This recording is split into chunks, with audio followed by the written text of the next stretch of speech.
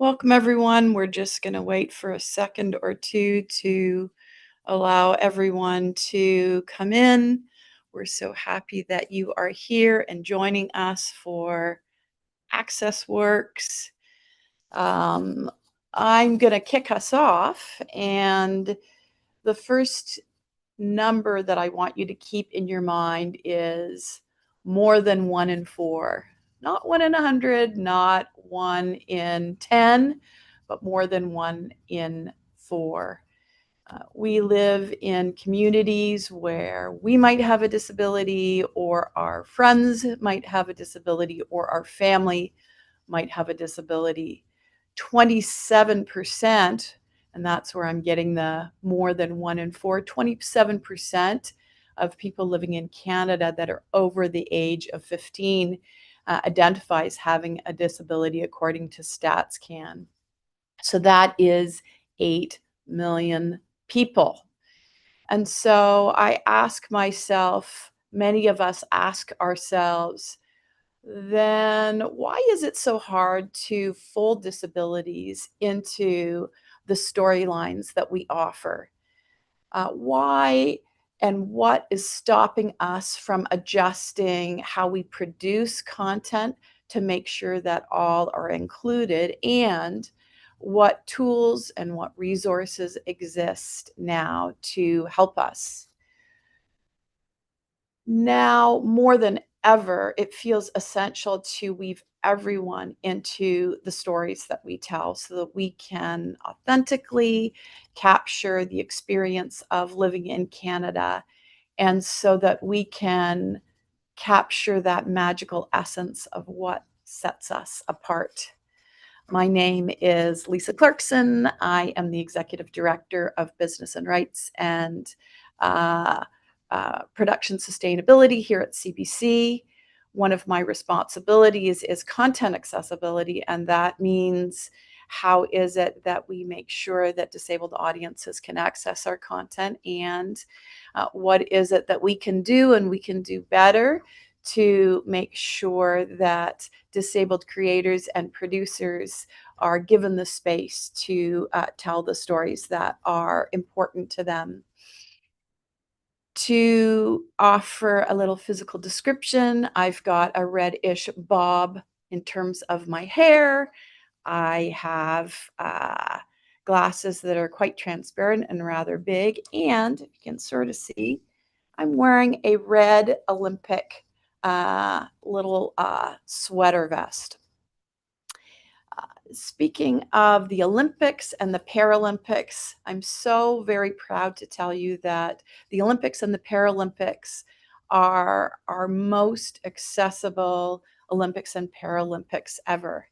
I hope you're watching right now on CBC Gem, not just the hockey, but all of the other sports, both ones that we're all familiar with and some interesting ones that I always think I only see every 4 years when it comes to the Winter Olympics.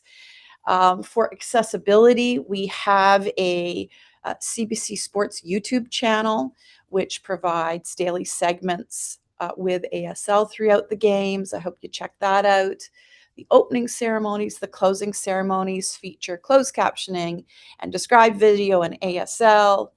We have our daytime and primetime coverage with described video and also closed captioning.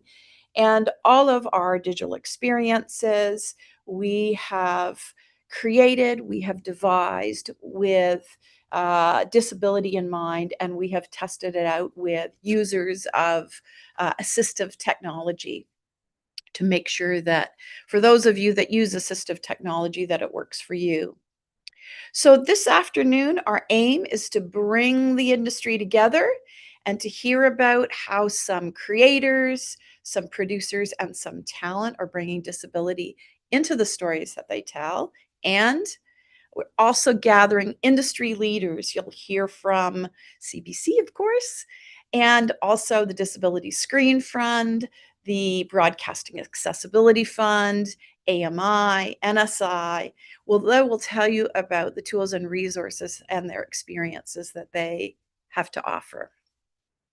In terms of where I am, I am coming to you from Toronto, which is the unceded and traditional territory of many nations, many Indigenous nations, including the Mississaugas of the Credit, the Anishinaabe, the Chippewa, the Haudenosaunee, and the Wendat peoples. And it's home now to many diverse First Nations peoples.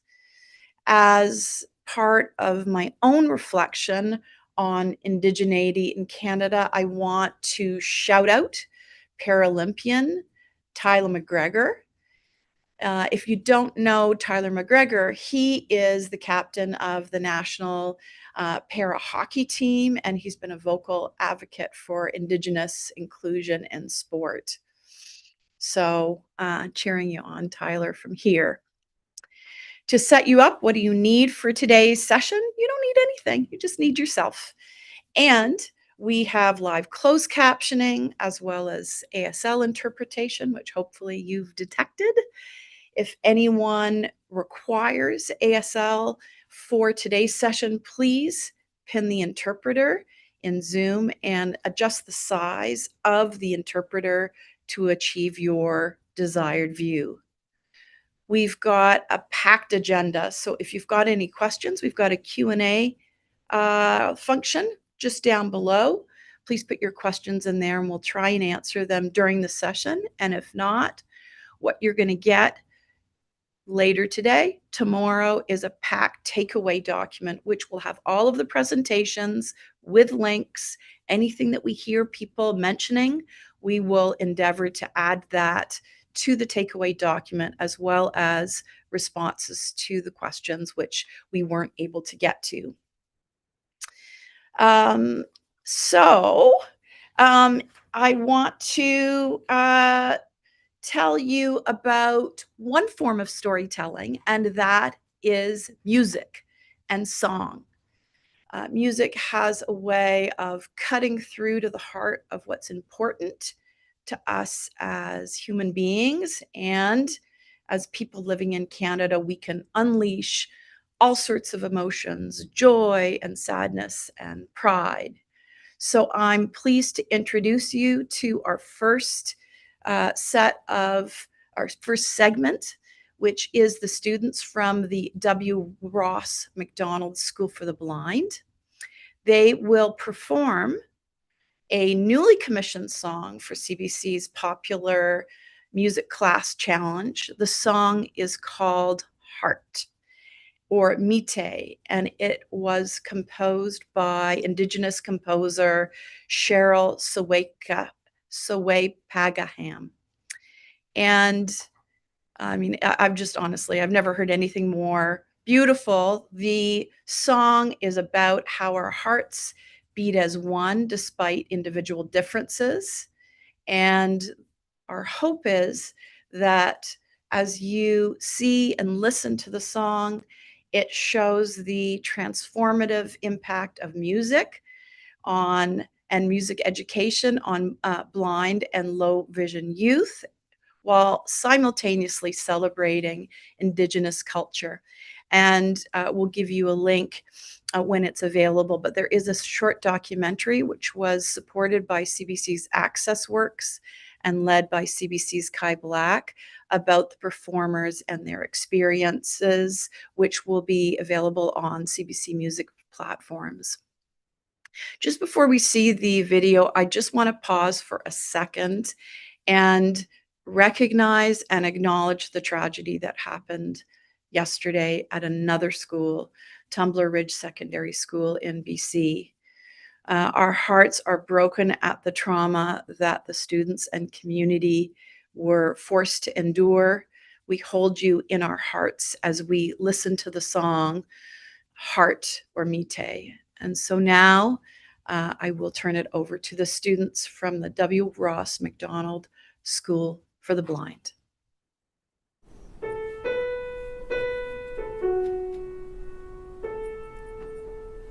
Hi, my name is Wilson. I am from W. Ross Macdonald School for the Blind. We're excited this year to kick off the AccessWorks conference with a performance that celebrates the spirit of inclusion. This is the newly commissioned song, Miti, or Heart, by Indigenous composer Cheryl Suipagaham. Good luck, everyone.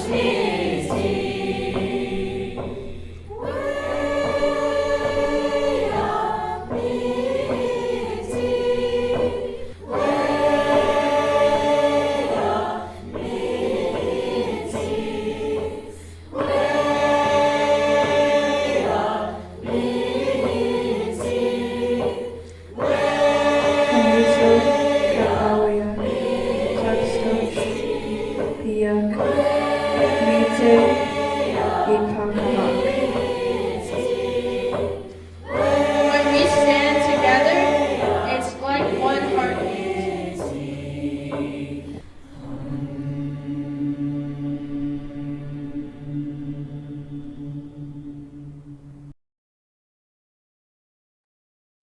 Thank you so much to the W. Ross Macdonald School Choir.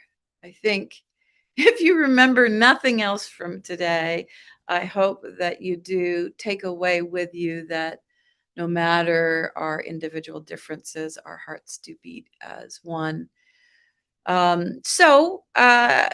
With that beautiful song, I am thrilled to introduce to you Jenny Meadows, who is a senior analyst at CBC, and she is going to talk to us about what our audience is saying. Over to you, Jenny. Thank you so much.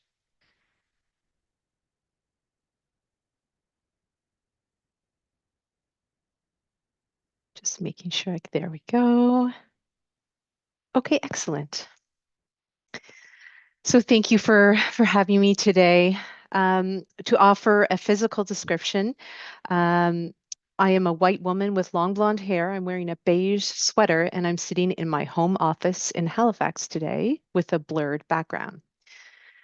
So Lisa mentioned this earlier, but to ground ourselves in the broader context of disability in Canada, according to the latest data, 27% of Canadians aged 15 and older report having at least one disability. So 1 in 4.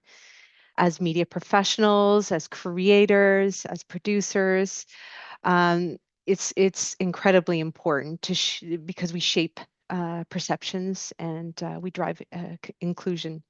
But we can only do that if we're actually reaching our audience. By recognizing that a quarter of our potential audience lives with a disability, we shift our perspective. Accessibility is essential. And so let's take a look at some of the data that we have.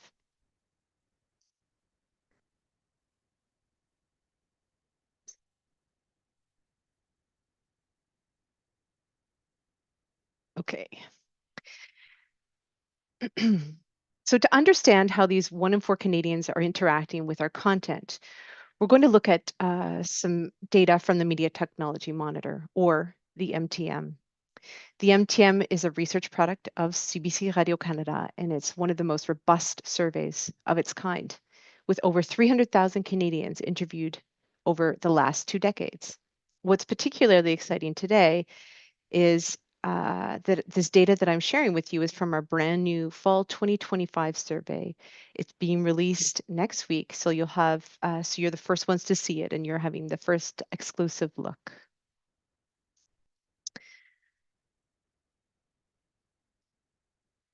When we look at the hardware, the data tells a story of high connectivity. Canadians with disabilities maintain a digital presence that nearly mirrors the general population. While there are slight gaps, as you can see here, the vast majority are using the same screens as everyone.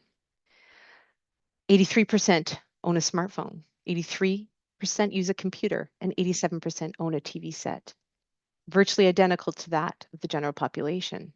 So the takeaway here is the audience is there. They have the devices, they have the screens. If they aren't consuming our content, it isn't because the lack of technology, it's the barriers within the content itself. In the youth demographic, children with disabilities are actually leading the way with digital adoption. While 42% of Canadian children aged 2 to 17 have their own phone, that jumps to 48% for children with a disability. We see a similar trend in computer usage, with 78% of children with a disability using a computer in the past month versus 71% among all children.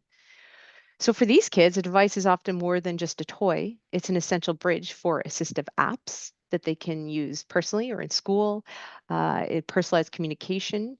And if we ensure our content is accessible today, we are building a lifelong relationship with a generation of digital power users. The digital divide is much narrower than many assume. 92% of Canadians with a disability have a high-speed internet connection at home, compared to 94% of the general population. So the pipes are laid, the screens are on. The question is for us isn't whether they can access the internet, it's whether once they are there, they find the content that was designed for them in mind. Now let's look at how they get their television. So despite the talk of cord cutting, with all the different apps and platforms available, paid TV subscriptions remain slightly more common in the homes of disabled Canadians at 59%, so over half the population, compared to 58% among the general population. So in a linear environment, accessibility features like closed captioning are standardized and regulated. So for this audience, a TV set remains a reliable and access portal. In the streaming world, this audience is also highly active. While Netflix leads for everybody, look at the middle of the chart. Persons with a disability are actually over-indexing on several platforms. Disney Plus sits at 42% compared to 37%, Crave at 32%, and YouTube Premium at 18% versus 17%. They're the platform agnostic and searching for content wherever it is most accessible. We need to ensure our content is ready for them on every service they use. And interestingly, for children, the preference for streaming is even stronger. So this is actually past month usage. The slide before was looking at subscriptions, so those who have access to a subscription. And for kids, we're looking at past month usership. 71% of kids with a disability watch Netflix. 51% watch Disney compared to 45% of all children, and 49% of watched Amazon Prime Video. These platforms are primary destinations for these kids. If you're making content for children, you're making content for children with disabilities, period. Socially, we see a migration towards communities that offer control and connection. While Facebook is a staple, and that is for everybody, persons with a disability are significantly outpacing the average on, for example, Discord, which you can see on the far right, with 23% usage compared to 14% among Canadians, the rest of Canadians. TikTok and Reddit, both at 27% compared to 23% for others. So these spaces are unique because they allow self-advocacy and more accessible text-based or short-form interaction. So we need to meet them where they're thriving. And persons with disability are high volume consumers across the board. So this is looking at time spent with various media. We have linear television, subscription video on demand service, also known as SVOD, and social networking. So they spend close to 14 and a half hours on linear television, and that's near 4 more hours in a typical week than the average Canadian. They spend almost 9 hours on subscription video on demand services like the Netflix, and almost 11 hours on social networking. Just slightly more, about half an hour more than the average population. So for many, media is a primary window into the world. The stakes for making that window accessible couldn't be any higher. So numbers tell us the what. So we've briefly looked at the what. Now tell us, let's look at the why. Using data from the Media Technology Monitor, which you've seen, but we're also adding in some mission and visions perception survey that the research department at CBC Canada performs every year. Let's look at some of the emotional and practical expectations this audience has for the content that we create. So we asked Canadians, how important is authentic representation of your disability? And overwhelmingly, 55% of Canadians with a disability said it is important to them, with 21% calling it very important. Conversely, only 10% said it wasn't important at all. So our audience isn't just looking for a signal, they're looking for themselves. They want their lived experiences reflected accurately and with dignity. So this is our MVPS data. And this is our last slide today. So finally, let's challenge the idea of accessibility is only for a few. Look at this. 35% of Anglophones who do not have a disability are actually using closed captioning. Whether it's a noisy room or a second language, accessibility features make the experience better for everyone. By designing for the 27%, you are creating a better product for 100% of your audience. Thank you so much for inviting me today. I now have the pleasure of introducing Stephen Sawchuk, Aaron Musalam, and Julia Vittorio from the Assembly. Thank you so much.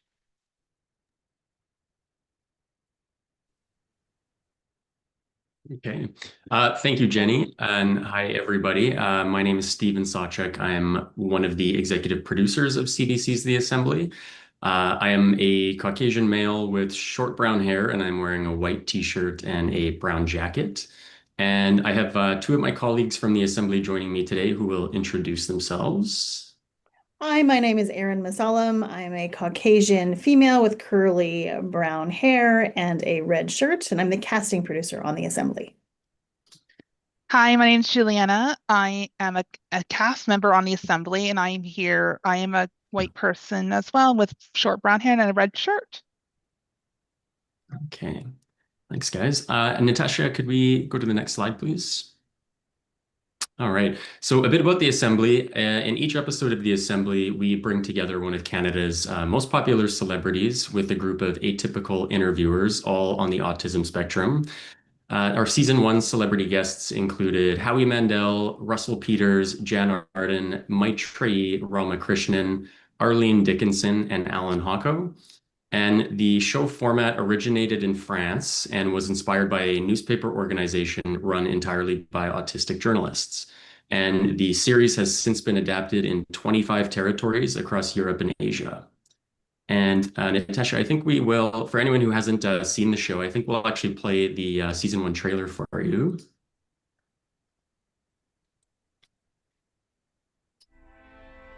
Have you ever been rejected by somebody you love? Oh, yeah. Was it because they thought you weren't good looking or something? What is the darkest thought you've ever had? Guys have such great questions. I heard you shave your head. Is there anyone else you shave? Where do you want me? Welcome to the assembly. Hell yeah, let's go. A collective of autistic and neurodivergent interviewers. Here we go. Ooh. This is gonna be fun. I cannot wait. Our rules are no questions are off the table. How did you lose your virginity? How would you define what makes a person evil? Oh my gosh. Do you like to ride a bike? This is like the most fun show I've ever done. No subjects are out of bounds. Have you ever kissed a boy? I did not see that coming. What's it like being alone at your age? Wow. How do you feel about your older brother being incarcerated for murder? Learning to love myself after my autism diagnosis was a little bit confusing. Do you love yourself? Oh, you make me cry. Give you a hug? Please. I can give you a hug. It's okay, I get it. You can do anything you put your mind to. And all might happen.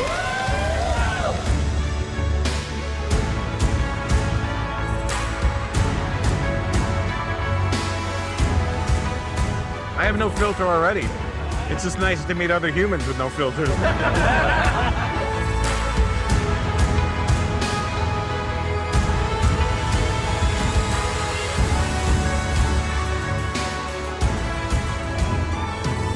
The most honest, beautiful, original, authentic conversation. Okay, thank you. Probably the best interview I've ever had.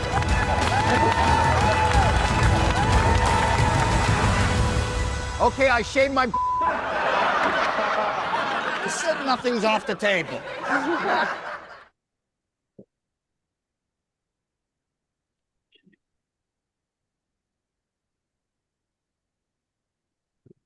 So we could go back to the deck, thank you. So the cast of the assembly was made up of 47 interviewers, all on the spectrum. The interviewers researched and wrote all of their own questions, giving them full creative control. Behind the scenes, we had autistic and neurodivergent representation across multiple departments, and that includes roles above the line as well as below the line. And throughout the entire process, we contracted several professionals experienced working with the autistic community, including speech pathologists, a counselor, and a medic. And through the post-production process, we also involved multiple consultants from within the community to provide editorial feedback on the episodes to help us ensure accurate and authentic representation. And next slide, please. So when scouting our filming locations, we always worked with an accessibility coordinator to ensure everyone's individual needs could be accommodated to the best of our ability. And to accommodate sensory requirements, the series was filmed entirely with natural lighting, so we didn't set up a single light. We also had a dedicated sensory room on set, which was a space where the interviewers could go at any point in time before, during, or after filming. And the rooms were quiet, fragrance-free, had dim lighting, and included noise-canceling headphones, eyewear, fidget spinners, and other sensory supports. And for anyone that required a caregiver or support worker, they were always welcome and accommodated behind the scenes or on set. And so all 6 of our season 1 celebrity guests had amazing things to say about their experience on the show. These are just some of them. Howie Mandel called it the most honest, beautiful, original, authentic conversation he's ever had on camera.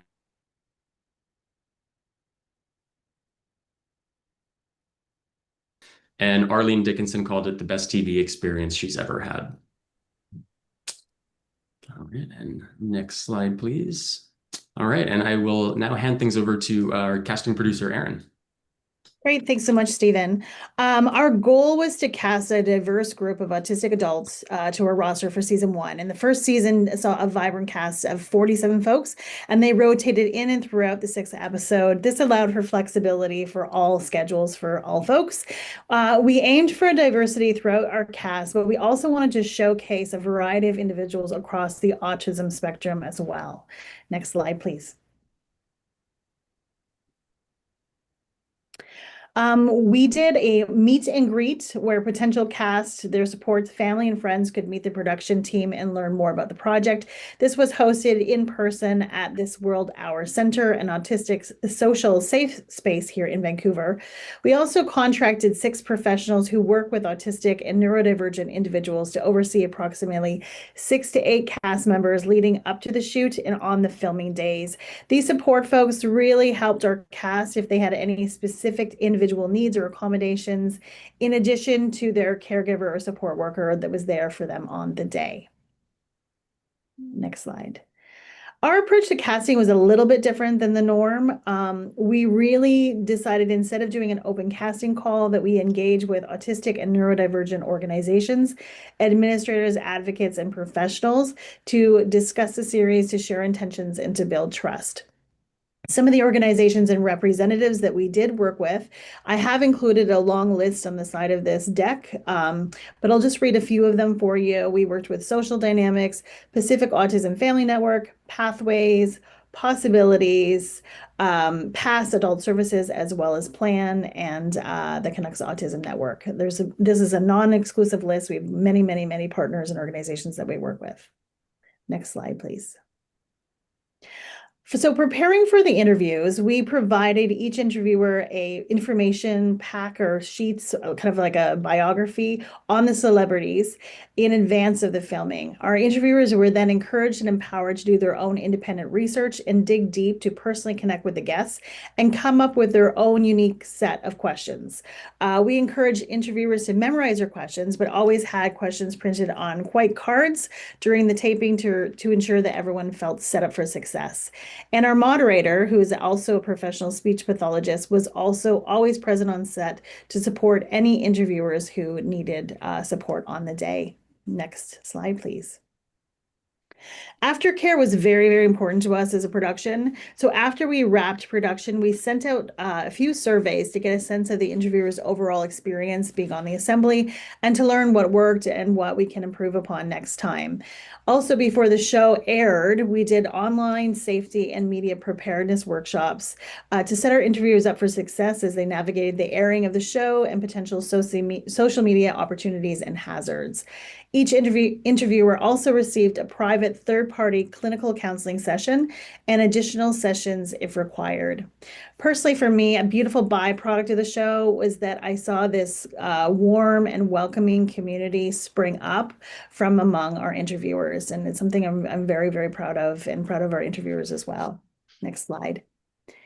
On our slide deck, we have 4 kind of testimonials from just 4 of the 47 interviewers. I'll just read Nicole's out loud. She says, "Words cannot describe the value of an opportunity for people that generally struggle through life finding opportunities. The assembly holds a greater social and cultural value than almost all other programming on TV." And there are 3 other testimonials that you can read in the slide deck after the session is over. Next slide, please. Great. I'm going to introduce Juliana Vittorio, but first I wanted to play a clip of her actually interviewing Jan Arden. So if you can play that clip first, and then Juliana, take it away afterwards and share your experience. Thanks, Erin. Juliana. Yes, go! Hello. Hello. I'm so excited. I'm excited that you're excited. I feel it's been 10 years since I last saw you. Oh, wow. Yeah. So you've been to my shows before? 2 of them. Thank you. Yeah, so my favorite song of yours is Good Mother.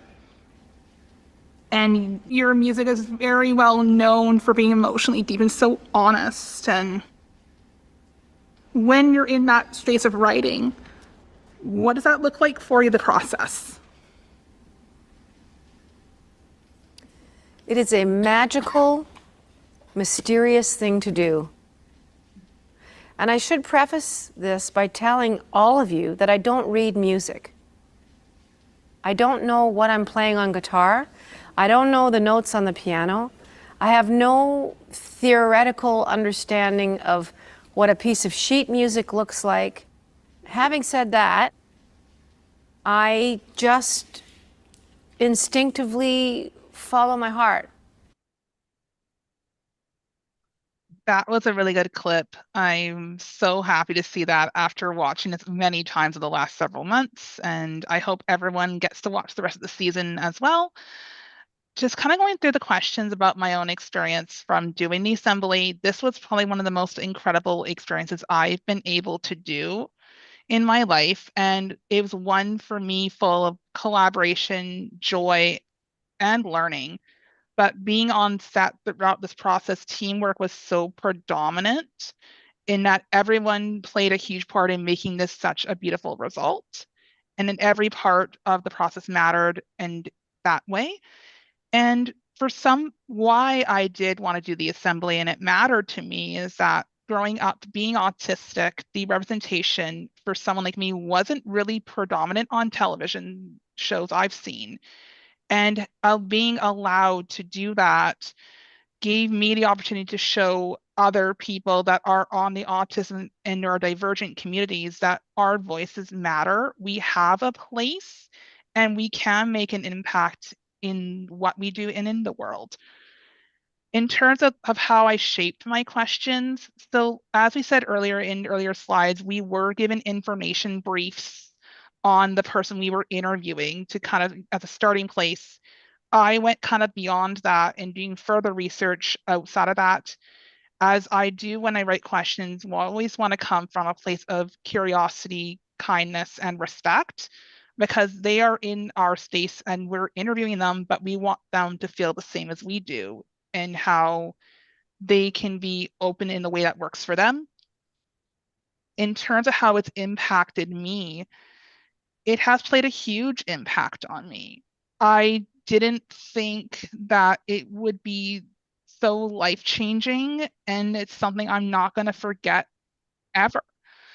It's allowed me to build lasting friendships with other people I would have never met otherwise in my community. Growing also in that self-confidence as somebody that wants to do good in the world, and also learning that being open and vulnerable is okay and is important and meaningful, not just to me, but to someone else that may want to as well. And it's really shown me that I'm truly capable of anything I set my mind to, no matter the difficulty. And even to know that I can do anything that's the most challenging. So thank you everyone for being a part of this discussion with us. And Stephen, I'm going to put it back to you. Sure. Thanks, Juliana, and thank you everybody for your time tuning in. I now have the pleasure of handing things off to Jeremy Saunders, the creator of the Sickboy podcast. Thank you. Thank you so much. I'm so excited to check out the assembly. I absolutely loved that. So thank you guys so much. Okay. Well, my name is Jeremy Saunders. I am a white male with dark brown hair, maybe a couple of grays if you're looking close enough. I'm wearing a white t-shirt, green pants, and I am currently sitting in my on the set of my podcast, which is located in Halifax, Nova Scotia. So I'm the co-founder of Snack Labs, which is an audio production studio where we create podcasts and audio documentaries. And I feel very fortunate to say that I get to listen to, collect, and tell stories for a living.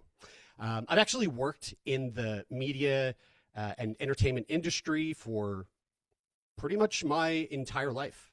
In fact, one of my very first jobs ever was a place in my hometown called Excitement Video, which was a Well, it was a porn store. It was a porn movie rental shop, and I applied when I was 17 as a joke, and they hired me on the spot. And my mother was mortified, and that's a true story. Actually, I was awarded Employee of the Month my first month there because I had this wonderful knack for upselling the most lube, which is also a true story. But that's neither here nor there. Aside from that, I went on to study acting in university. I went to what was formerly known as Ryerson Theatre School, now Toronto Metropolitan University. And from there, I had a career in film and television where I had a number of acting and hosting roles, including hosting a Canadian Screen Award-winning children's television program called Artzuka, which actually aired on CBC, as well as 50 other countries around the world. And somehow I managed to do all of this while living with a genetic and progressive disease called cystic fibrosis. So for those of you who may or may not be aware, cystic fibrosis is it's a genetic disease. It's a multi-organ affecting disease. Most people know it as a lung disease, but really it affects a whole slew of different systems in the body. Primarily for me, it's the lungs and the digestive system. So essentially what's happening in my body is I have this mutation where I don't have the ability to move chloride properly in and out of the cells of my body, which leads to this thick buildup of heavy, sticky mucus. Gross. And this mucus is basically a breeding ground for bacteria. So my lungs, for example, all that mucus can easily turn something like a common cold into a full-blown pneumonia or lung infection. In terms of my digestion, my pancreas is affected by CF due to the fact that that buildup of mucus has made my pancreas essentially unable to produce the natural enzyme required for breaking down food. So malnutrition is a really big part of living with cystic fibrosis. Gaining weight is like a constant battle. CF also has a few very strange symptoms, some that don't get much airtime or talked about. But since I'm short for time, I'll give you one of my favorite weird symptoms, which is that I am very salty, literally and figuratively. People with CF actually have 2 to 5 times more salt in their sweat than the average person. And there's actually this is so fascinating. There's this ancient 15th century Northern European Germanic folk saying that went, "Woe to the child who when kissed on the forehead tastes salty, for he is bewitched and soon must die." So all the way back in the 15th century, we knew about cystic fibrosis. We just didn't have a name for it. We didn't have a word for it. We didn't really know. We just thought that, the baby was cursed by a witch, but we knew something was going on. And that's actually one of the first things that parents notice about their newborn baby, if they have cystic fibrosis, is that when they give their baby a kiss, they taste really salty. Okay, so what brings me here today? Well, about 10 years ago, I started a podcast with 2 of my best friends, Brian Stever and Taylor McGilvery, and the podcast is called Sickboy. Natasha, you can bring up that first little slide or video there. So Sickboy was created to talk about the things that make people uncomfortable. Illness, disability, death, trauma, but all through laughter. Natasha, it is a video, so if you hit play, we might see, there we go, there are the boys. Oh yes, right, there we go. So the only place where dick jokes and terminal diagnoses peacefully coexist. If that tagline doesn't really set you up for what you're in for, then I don't know what to tell you. But basically, the idea is that we talk about these hard things, illness, death, disability, trauma, but we do it through a lens of laughter and comedy. You can cut that slide there. That's great. Thank you. So here's the thing. Growing up with cystic fibrosis my entire life, I've noticed that, and I believe truly that humor can be an incredible tool to bridge the gap between folks who have lived experience and those who don't. It can break down stigma. It can cultivate an open and safe space for dialogue. And not long after starting this podcast, we came to realize how powerful this sort of dialogue can be when it comes to patient advocacy. So since our very first episode, which aired 10 years ago in September this year, we have published well over 900 episodes. We're coming up on 1,000, actually. We've spoken to people from across the world, and we've covered every illness you can imagine. And still to this day, we're finding guests that are living with something we've never even heard of. In fact, we have currently a list of over 4,000 people who have applied to be on the show to be a guest and share their story and share what they've been through. And so me and the guys, we have leaned into the discomfort of every one of those conversations on the podcast because, in our opinion, these are the conversations that people need to have and need to hear. But this isn't just about exploring the medical diagnoses, right?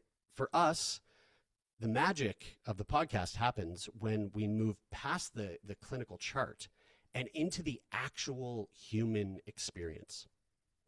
In a traditional healthcare setting, the patient is often a passive participant in their own story. In podcasting, they are the protagonist. And so by giving someone a microphone and giving someone permission to be funny, irreverent, or even to be angry about their situation and their experience, we aren't just raising awareness, we are restoring agency. And we've seen firsthand how this platform allows people to take ownership of their own narrative, turning a traumatic lived experience into a masterclass for the rest of us. And so this massive backlog of 4,000 applicants, I mean, it tells us one big thing, which is that people are starving to be heard. They want to know that their sometimes most difficult moments can be a source of connection rather than isolation. And through Sickboy, we've realized that the whole, that while medicine might treat the body, it's the storytelling that sustains the person. So of course, you know, me and the guys, we were so thrilled when CBC came a knocking and asked us if we would like to take part in the Access CBC program. And so we ended up getting paired up with our now very good friend Brock, who has been working with us since the fall as an intern. And Brock lives with cerebral palsy. And actually, before we started working with Brock in an official capacity, I thought it would be fun to be introduced to him on the podcast. So what we did was we booked him in for a recording, and that's actually like how essentially we met. And I have here a short clip from that episode that we did with Brock. Let's throw to that. When I was 4 years old, I was accused of starting a fire in my parents' basement without them even knowing that I had a disability until they realized, oh, he's got CP, he wouldn't have started said fire. So wait. Yeah, hold on. Brock, are you trying to say that just because you have cerebral palsy, it means that there's no way that you could be a pyromaniac? Yeah, like it vindicated you? What kind of fucking assumption is that, brother? I guess I could have at 4. I could have, started a fire, but I would have had to get down a few flights of stairs, which then I would have been a puddle of whatever at the bottom of it. just bones and flesh.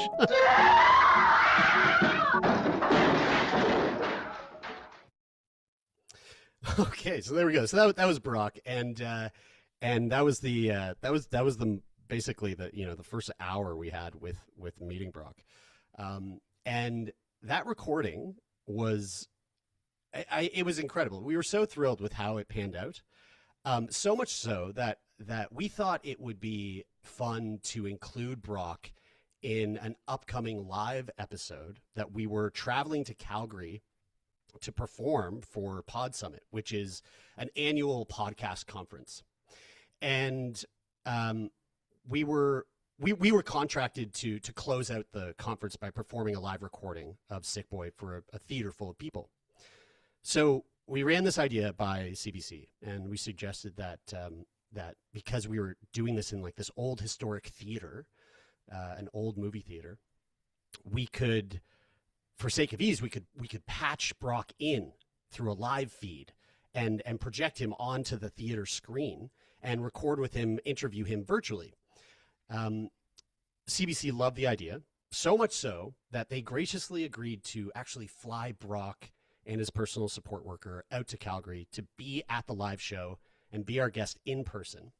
And so that's exactly what we did. And I cannot even begin to express how incredibly grateful we all were for that experience. Brock has become an integral part of the team. He's working in the back end to help me with booking guests and doing research.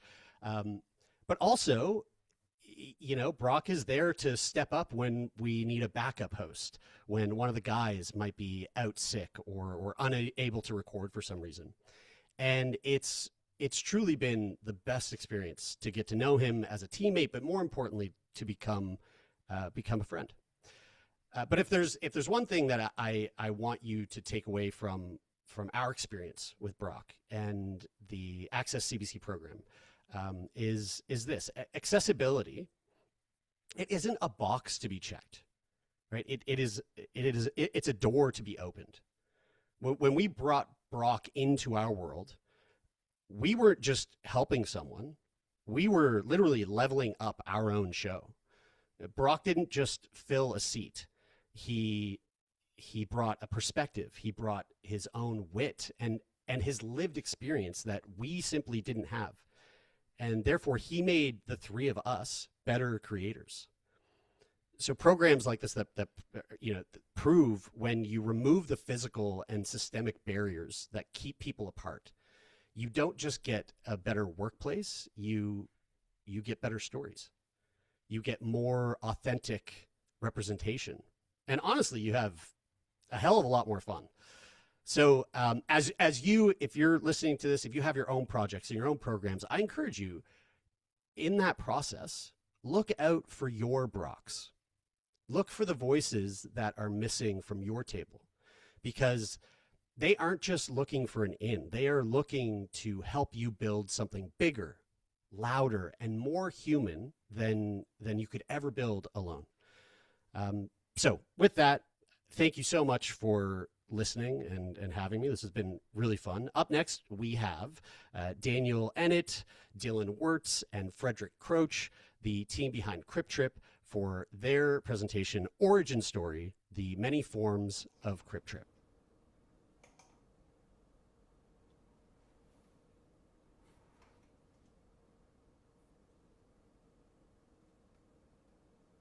Hello. Danny, why don't you go first, and then Fred, and then I'll go last. Thank you, Jeremy, for introducing us. I'm Daniel Ennett, one of the directors on Crip and one of the primary participants. I'm a limbless guy in a power wheelchair wearing a black tank top. My name's Frederick Croach, and I'm one of the participants in Crip along with Danny. And I have lovely, full, not receding hairline at all, brown hair, and I'm wearing a blue sweater. And I'm Dylan. I am in Vancouver. I am a settler with brown hair and a brown beard. So our thing is called The Many Forms of Crip. And we wanted to just kind of tell a bit of the origin story of this show and go through. I'm assuming there's probably a lot of creators listening, and we thought it might be interesting to talk about the sort of different forms this show took before it ended up being what it is now. I'll give you a quick elevator pitch of what it is, which is basically a quadruple amputee and his best friend / caregiver travel across the country to get Danny work so that he can pay for his own PSWs and stay out of long-term care. Along the way, they meet with other disabled artists and activists to hear their stories. And maybe now might be a good time to just show the trailer for season 1, which I believe is queued up by somebody. Possibly.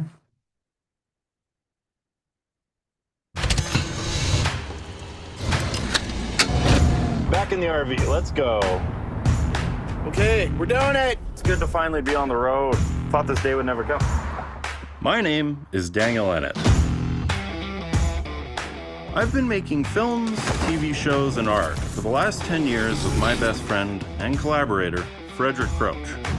I'm worried about you. I've been worried for a while about you winding up in long-term care. As a quadruple amputee, the minute my mom is no longer able to supplement my care at all, they will then try and put me in an institution. If I can get you more work, that might stave off the looming threat of this institutionalization. I think we should get in an RV and drive across the continent. Oh God. The engine's acting funny. Right now we're totally screwed. I'm thinking we stop in like Chicago and Toronto and New York City. That's where like TV jobs are. We can meet other disabled people struggling with long-term care. Why are we doing a photo shoot with Aaron in a junkyard? Okay, Fred. Here's a big question. How do you feel about your friend Frederick being your caregiver? Niagara Falls, dude! I'm getting the chance to do a bunch of stuff that I've never done before. Our next comic is Daniel Ennett. I'm from Canada. This is just how we all look. Check it out, photography exhibit. The keys are in the ignition and all the doors are locked and Danny's in there. Jesus Christ. Come on, dude. Ah, he did it! He did it! Uh-oh, sprung a leak.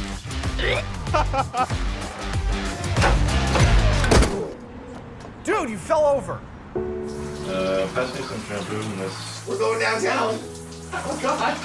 I'm gonna get you to take my pants and underwear off.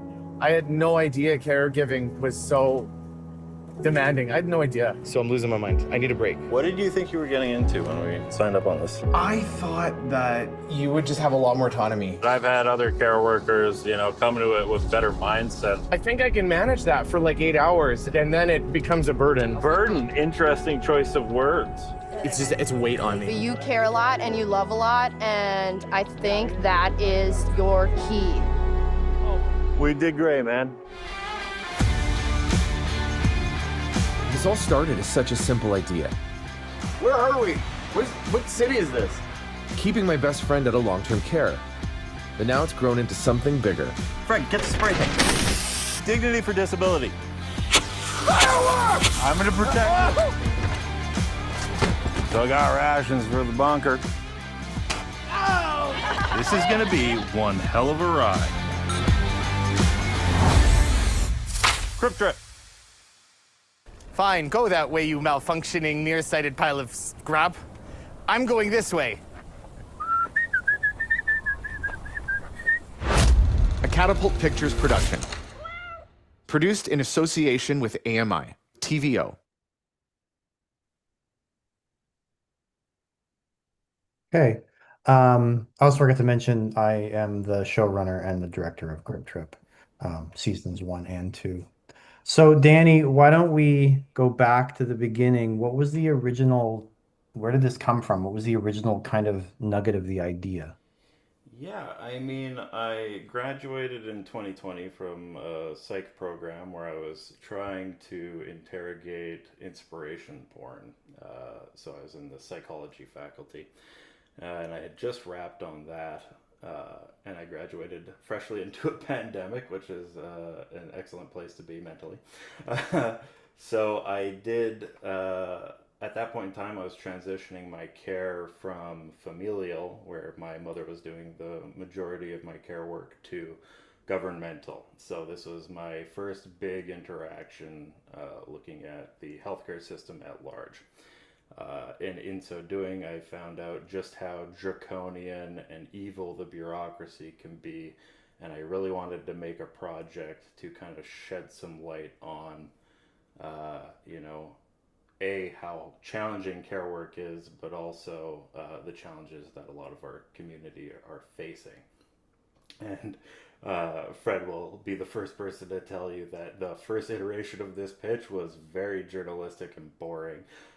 Fred, do you want to comment a bit on that? I think I'd use the term academic. Yeah. You sort of just got out of university, and the original pitch for this project was mostly sort of like talking head interviews, talking to legal experts and advocates across Canada. Um, and I'd also like to note that Danny and I had been working in TV for, many, many years before we made this project. We did 3 seasons of an overly inspirational web series for TELUS called Invincible. We've done art films and all sorts of smaller things, but never broadcast TV. And so Danny started working on the project. I came on board and I was like, there's something here, but we should maybe try to change the approach and make it entertaining. And once we went down that path, it sort of turned into, what if it was more like a buddy road trip, and then there could be comical moments, but the comedy would be used to like tell this really desperate, dark truth that's happening. And once we went down that path, we started realizing that there might be a real, like, a project here that an audience would appreciate. So Danny, your first one, what was it that Fred saw? Did you have a tape? Did you just have something written? He obviously wasn't involved at all. Like, what was it? I had been compiling a bunch of research, stratification theory from sociology, psychological, interpretations of how people view people with disabilities. And I had so much to say, and whenever I would rant about care work, I would watch people's eyes glaze over.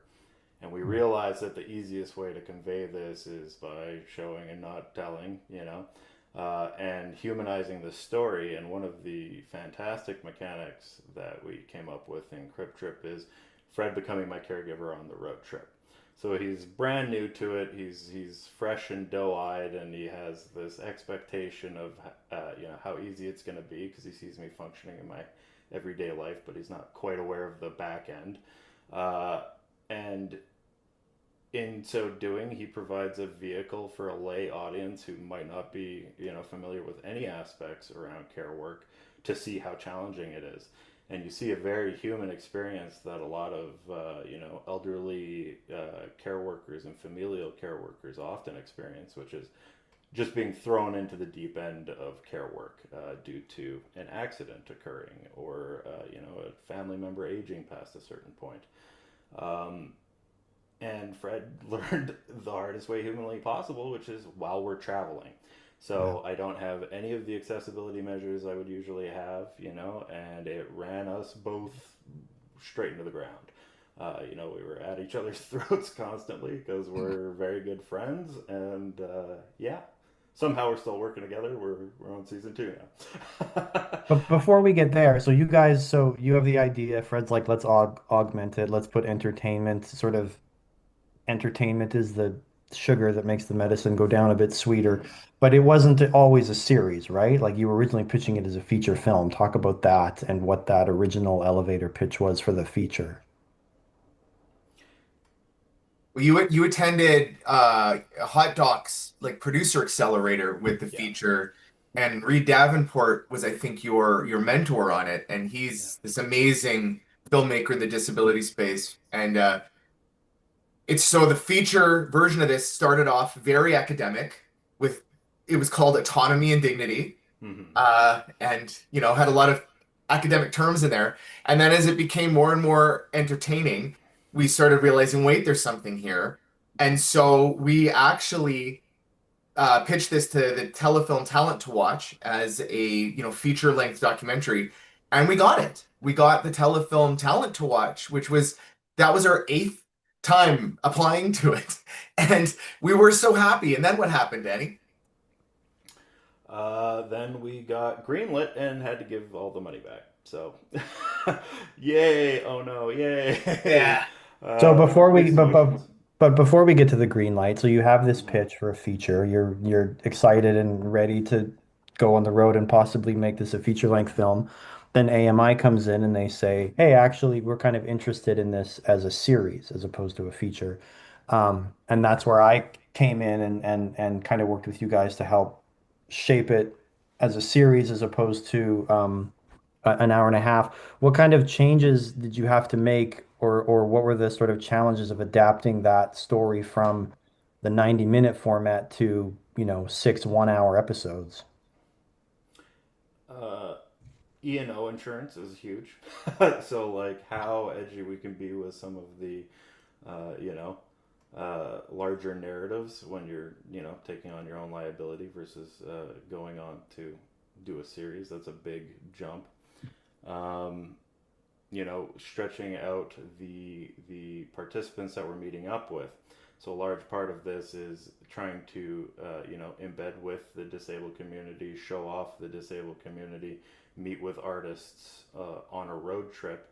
So kind of expanding that out to meet the beats of a long form series as opposed to a much shorter, punchier, 90-minute doc. The story, I mean, was challenging because it's 6 1-hour episodes as we drive from Edmonton to New York City, and it's all one long form narrative. So unlike something episodic, where the story is contained in one episode, this is like one long story. And so it's very challenging to ensure that each episode has a beginning, middle, and end. Each episode, each act has its own, climax and conflict. And so while at the same time keeping the show completely real and kind of observational. So it was, and we had very little time to do this, to transition it from a feature to a series. Very little time. It was a mad rush. And in the end, I think that the series format worked much better given the nature of what we were doing, because we had so many stops and so many adventures.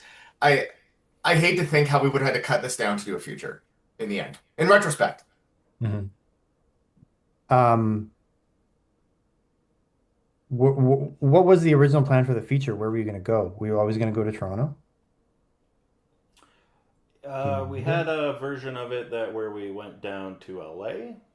Dude, the first version we had that we pitched Telephone was like from Edmonton to San Francisco to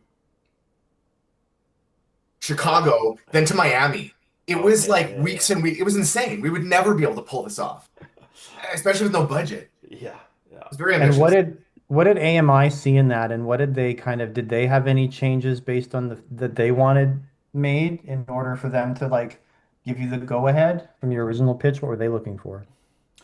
I mean, I could tell you what they were fixating on, in the pitch, which was, us, Fred and I's dynamic and showing off and being very honest with the care work dynamic, but also showing off as much of the community and the problems that they're facing and platforming, their voices very much in the vein of what Jeremy was saying in the last talk of, giving them a platform to vent rage, giving them a space where we don't expect them to be overcoming and inspiring, but like really lean into this dark humor that the community is like canonically has because of the absurd circumstances that we have to live through. So I think they were excited to see good, authentic representation of the community, where we're very much centering and focusing on their voices.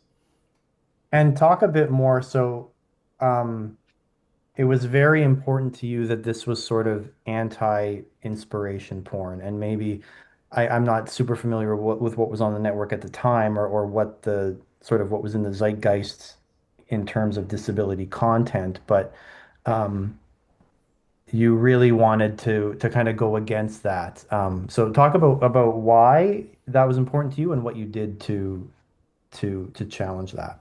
Well, yeah, and inspiration porn is a way that media tends to objectify disabled people by focusing specifically on them overcoming things, pushing through. And, the kind of critique of that is that it ignores a lot of systemic structures that we have to interact with. Like, for example, me having to interact with bureaucracies to get care work and how that, affects larger structures. The zeitgeist at the time, back when we were first starting to work together in the early 2010s, was not there, right? They were still very much fixated on doing, inspirational narratives. And we didn't have much leeway to try and break away from that, even though I think we did try an attempt, in the kind of 2016 era. So it was a very big priority for me to show a more honest representation of the circumstances that people with disabilities are dealing with, which is, mass systemic poverty. They have they're stratified from work, they're stratified from care work that helps them function in community. And, nowadays we're even having to fight for the right to live in community. In the United States right now, they're attacking the statues of the 504 legislation, which, says things as radical as disabled people deserve to live in community. So, I really wanted to focus the political priorities on the community and how we can make things better for them and give that a platform. There's so much like catch-22 in this bureaucracy stuff. Like that's really at the heart of Crip Trip. I mean, how do we even pay Danny for, directing a TV show? Because if he gets paid, that means he gets income and he loses his social support network and loses caregiving. Therefore, he can't get paid. The complexity of this is so deep that we decided to take like a sort of meta-textual approach to this, where you do see the camera crew, they are a part of the show, because just the nature of making a TV show like this is almost impossible. I think that's really at its core what it's about. We're almost out of time. I'm going to throw one more question at each of you and limit you to 20 to 30 seconds answer. What would you say to people who have an idea, but maybe they're meeting a lot of rejection, or maybe they're getting a lot of negative feedback? How do you balance, pushing through to do what you want to do versus giving up and moving on to something else? What would any kind of early advice be for people who have a great idea that they want to pursue? Maintain your whatever that creative spark or guiding ethos, right? And compromise where you think you can, but make sure that you have the integrity to be willing to argue for certain creative decisions that you're making. Another thing I would say is a lot of rejection is very ambiguous, and I experienced this both in academia and in film, where you don't know who's sitting on a jury, you don't know where the current zeitgeist is. It could be they have too many series in a similar vein. It could be that something's oversaturated, or someone was sitting on a panel judging you that might have had different taste. So I think maintaining your own creative vision and will always be more beneficial than compromising left and right and then losing the thread, I guess. Wonderful. Fred, you have 10 seconds. Sure. Learn a good technical skill to make an income. We learned that from talking to Jim Lebrecht, who did Crip Camp, and he became like an audio mixer and made good money, and that allowed him to explore creative stuff. So it's good to like pursue an income in the industry as well as creative endeavors, I think. Great. Okay. That's it for us. Thanks, everybody. We now have a break where it will be 7 minutes. And then we're back, I'm not sure what time, with Christine Kleckner from the NSI. Enjoy Matt Mack DJing, I believe. Yes. Yo. It's like 7 in the morning, it's still cool.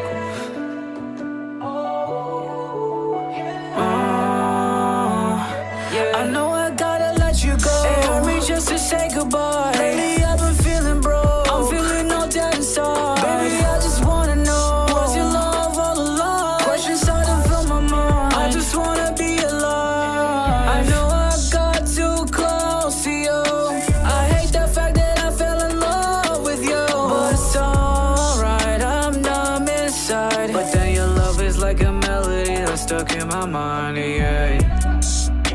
You're stuck in my brain.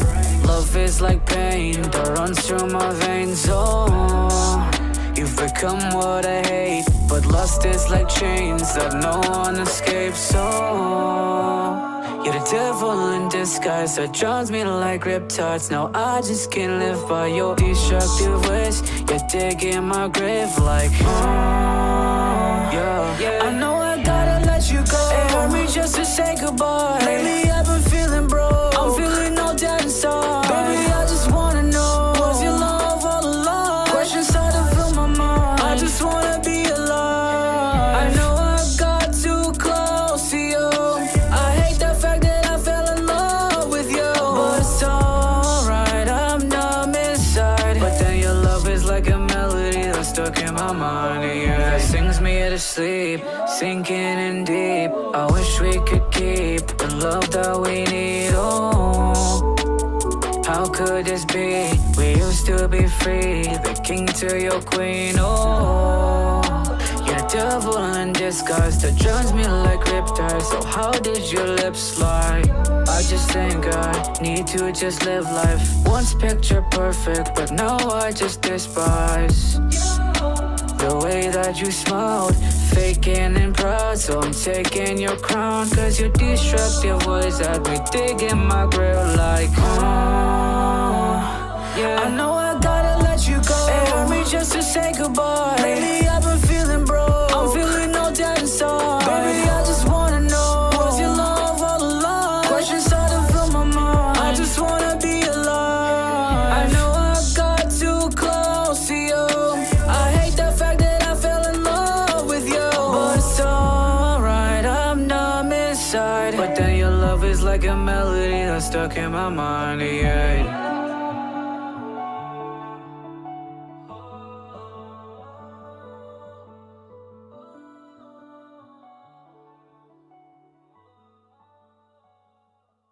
Making vibes.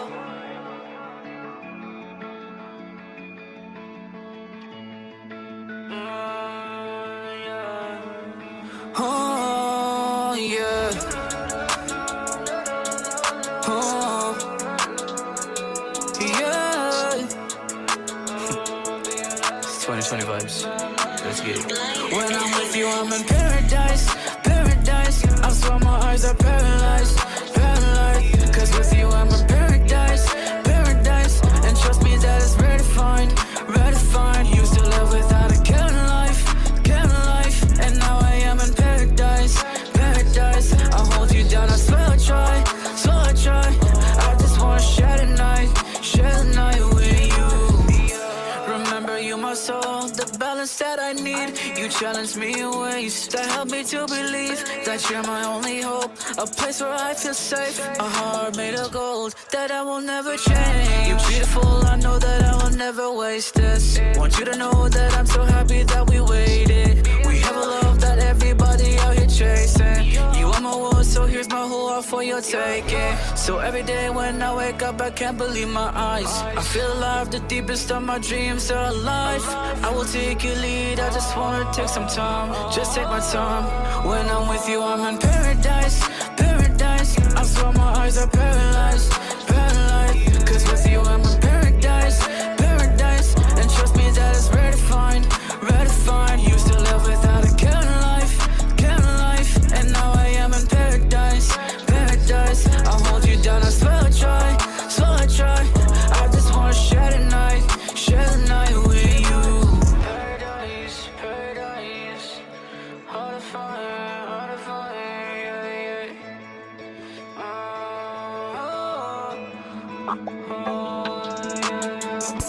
You're my love, you are my light. Like the sun, you help me shine.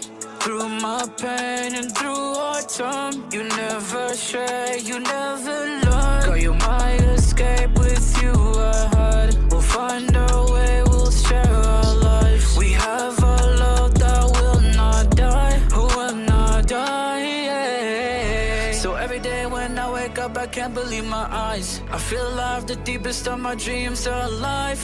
I will take your lead, I just wanna take some time. Just take my time. When I'm with you, I'm in paradise. Paradise. I swear my eyes are paralyzed. Paralyzed. Cause with you, I'm in paradise. Paradise. And trust me, that is rare to find. Rare to find.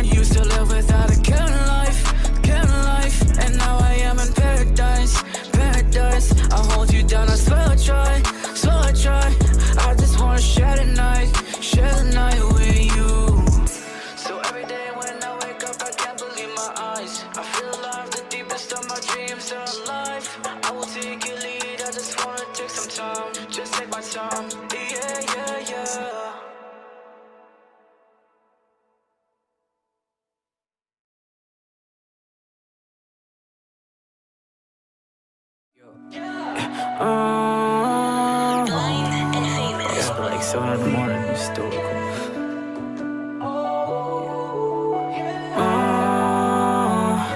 I know I gotta let you go. It hurt me just to say goodbye. Lately I've been feeling broke. I'm feeling all dead inside. Baby, I just wanna know, was your love all along? Questions start to fill my mind. I just wanna be alive. I know I got too close to you. I hate the fact that I fell in love with you, but it's alright, I'm numb inside.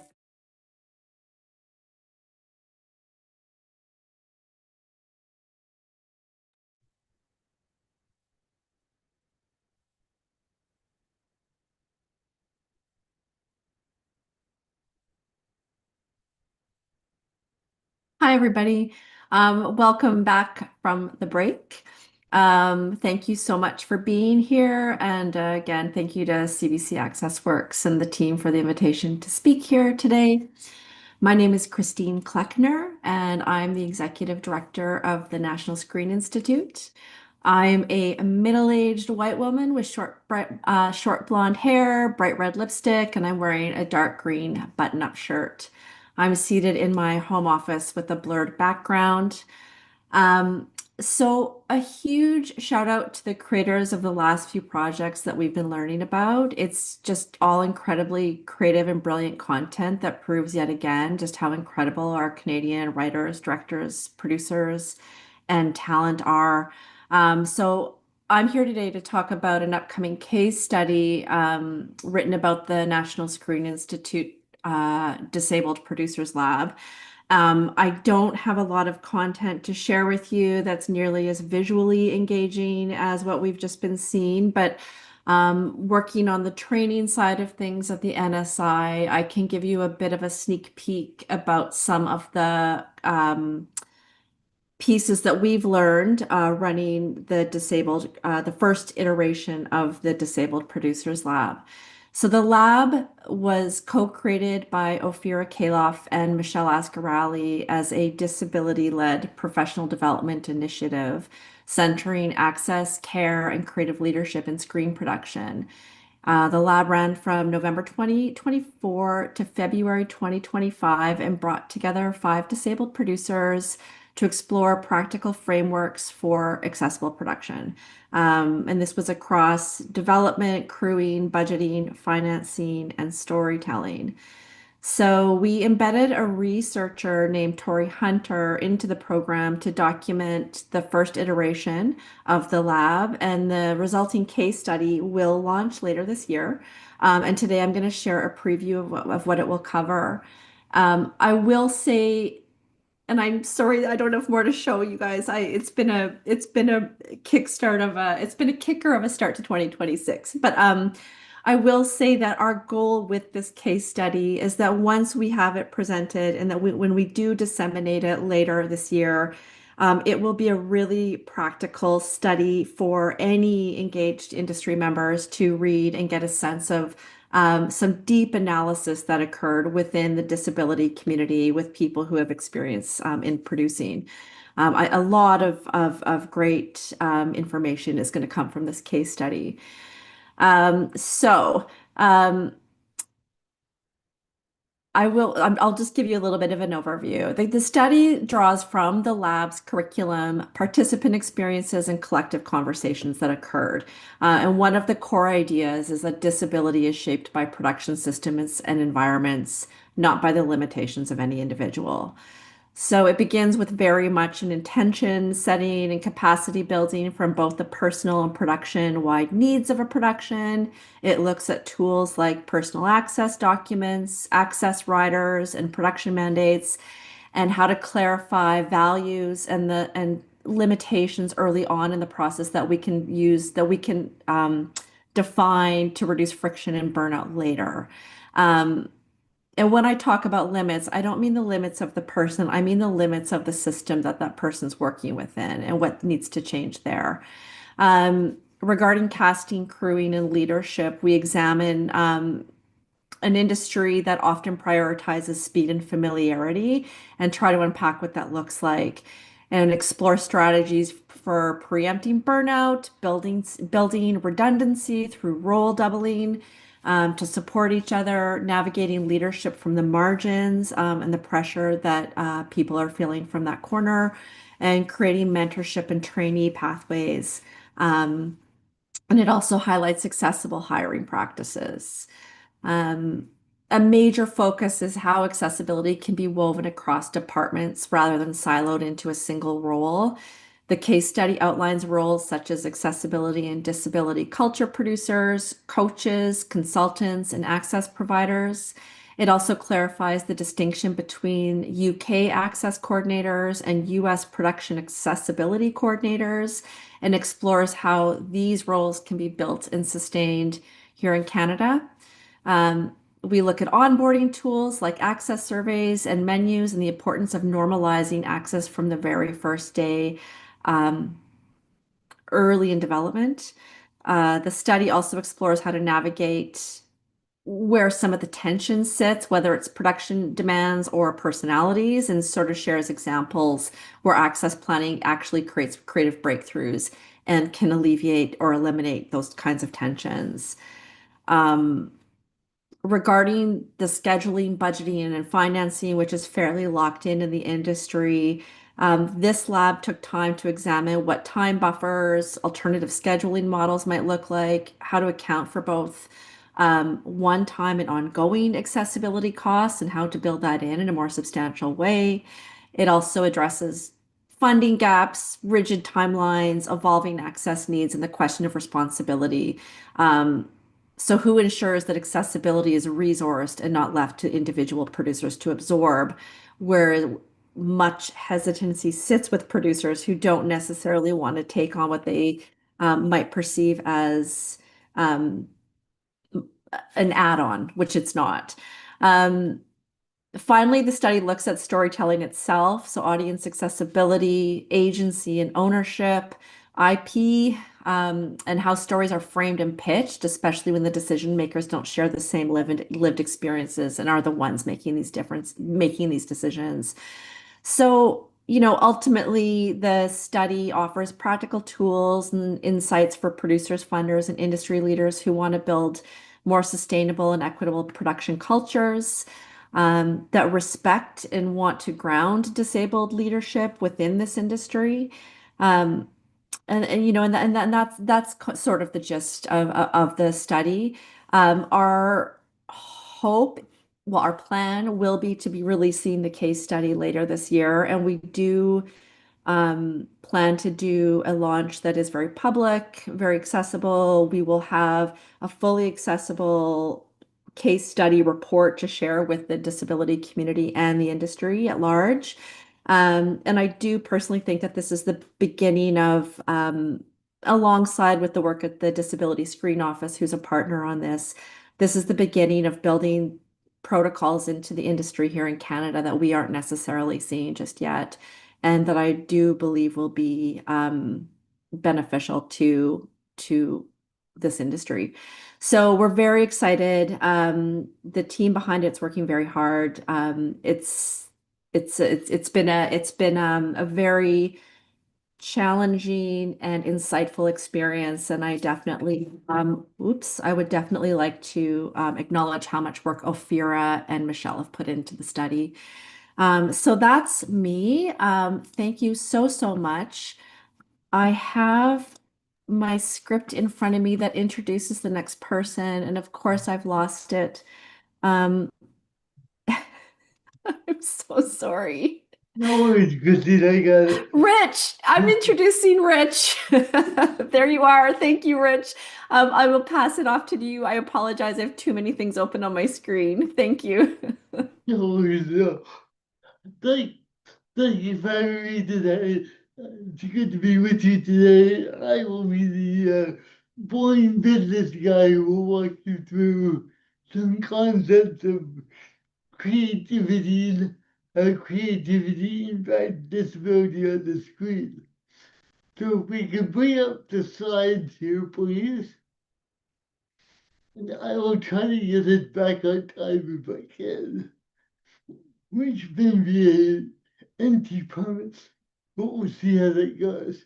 So we titled this Disability as Creative Infrastructure for one simple reason. There are many, many, many different ways disability can show up on screen.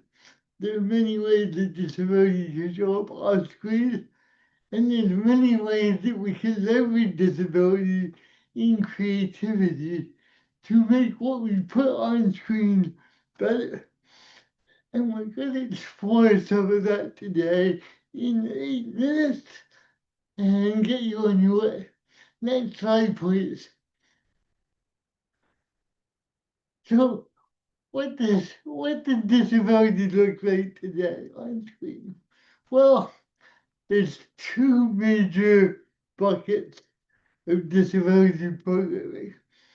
Programming with disabilities core to the show, the assembly, and programming with disability is core or in some cases non-core to the character. So these two kinds of products show disability very differently. Where one is a very deep dive and one is a lighter touch that may add flavor but doesn't taste like disability. And we've used these two examples today because both the assembly and his rivalry are right in the zeitgeist as we speak. For those of you who don't know, one of the characters of his rivalry lives with autism. Now, I didn't know that because I don't watch the show, but in my research, this comes up. There is a fairly deep undercurrent to the show in the autism community where they absolutely love this. It tends to be outside of advocacy, which is where most disability lives. I want to repeat that.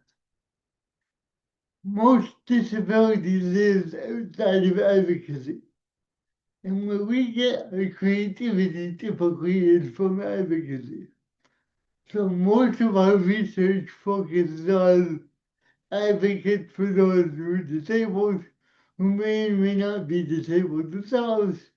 And that can change how portrayal gets shown, and that can change how creativity shows up on screen. In my job, we spend our days asking people with disabilities one simple question: what do you want? And the answer is never one thing. It's varied just like everybody else. But there are things that we can pull out of these audiences to understand, okay, we need to go this way, we need to go that way, we need to dive deeper here.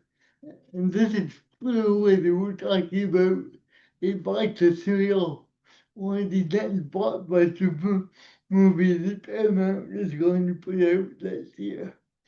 Next slide, please. So we talked about creativity on the screen in terms of storytelling. That's part of media. The other part of media is what we see every day in the news. And yes, creativity comes into the news too.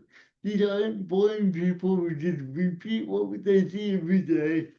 They gotta go out and build stories, understand characters, and portray those characters in a way that their audience will understand and relate to.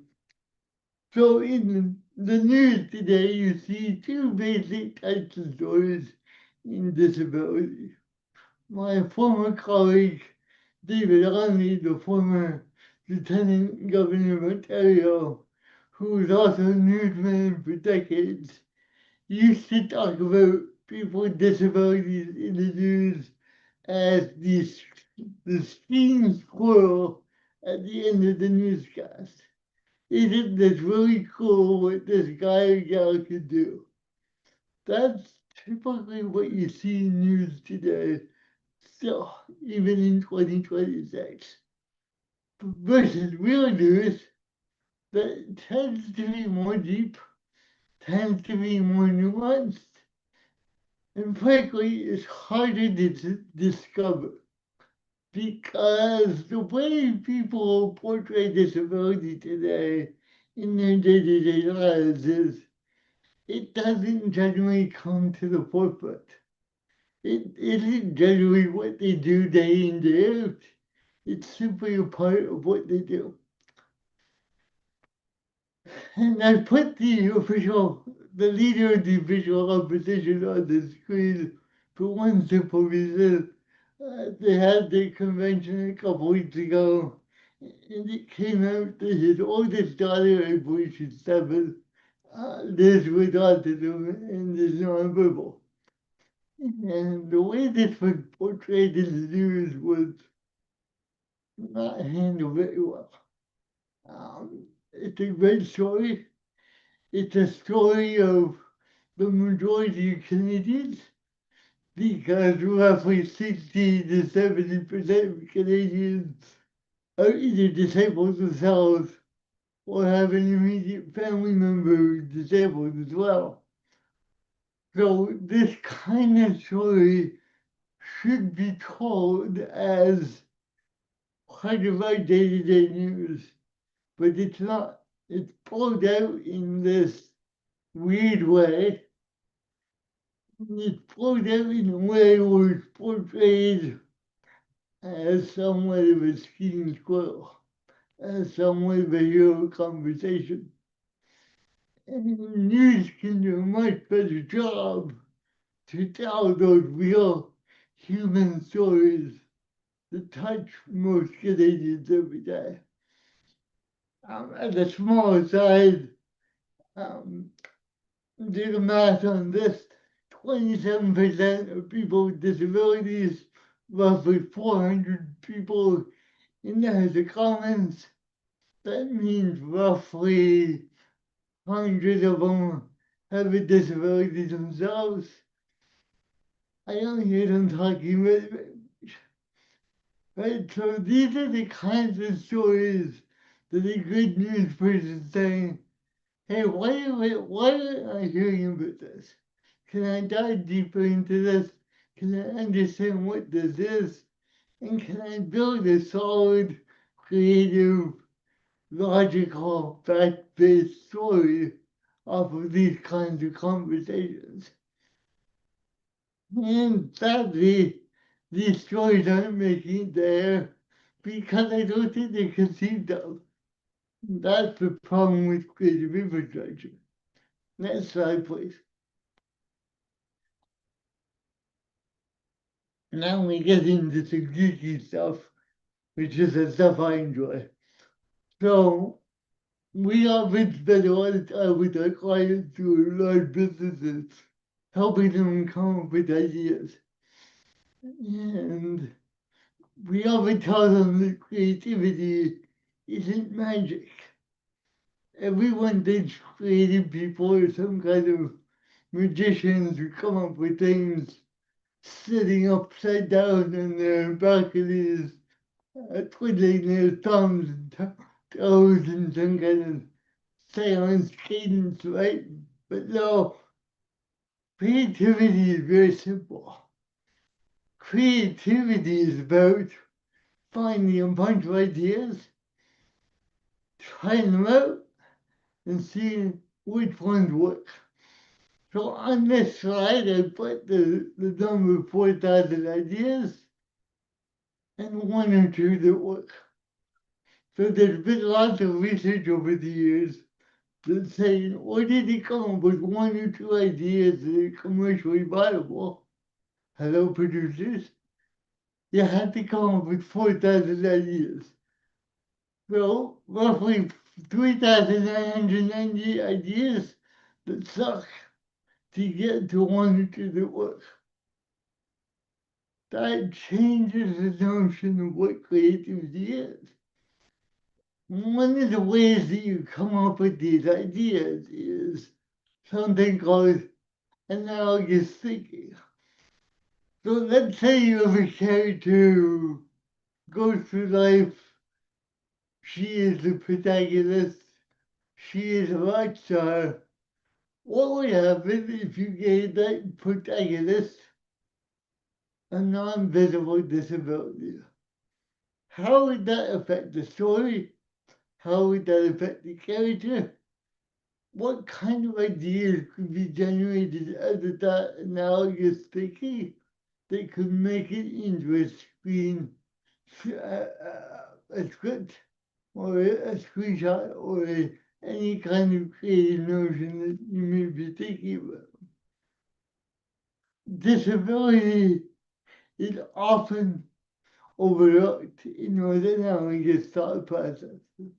And that is the key to getting this done. Next slide, please. So the point of this talk is simple.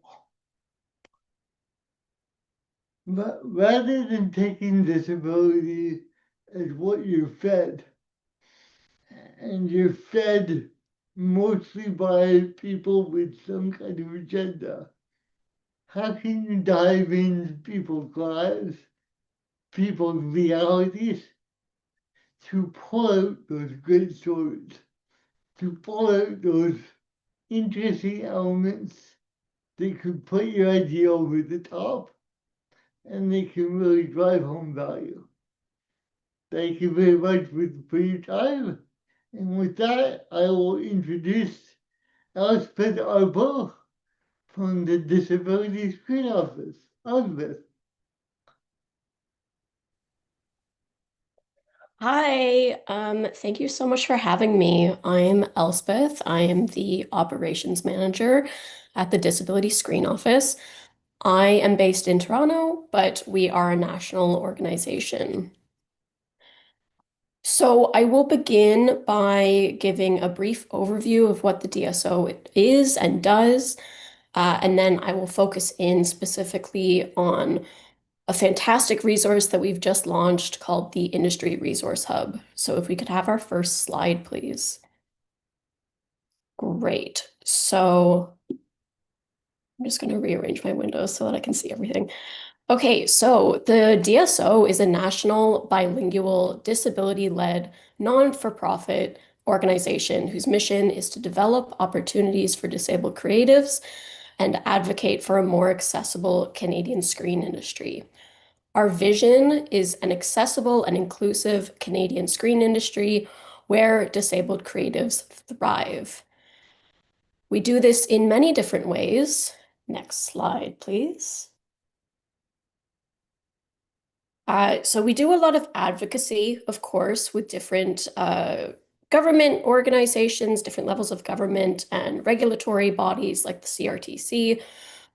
We also have fantastic relationships with many of our partners, like funders, like Telefilm, CMF, and then we have our own programming where we're really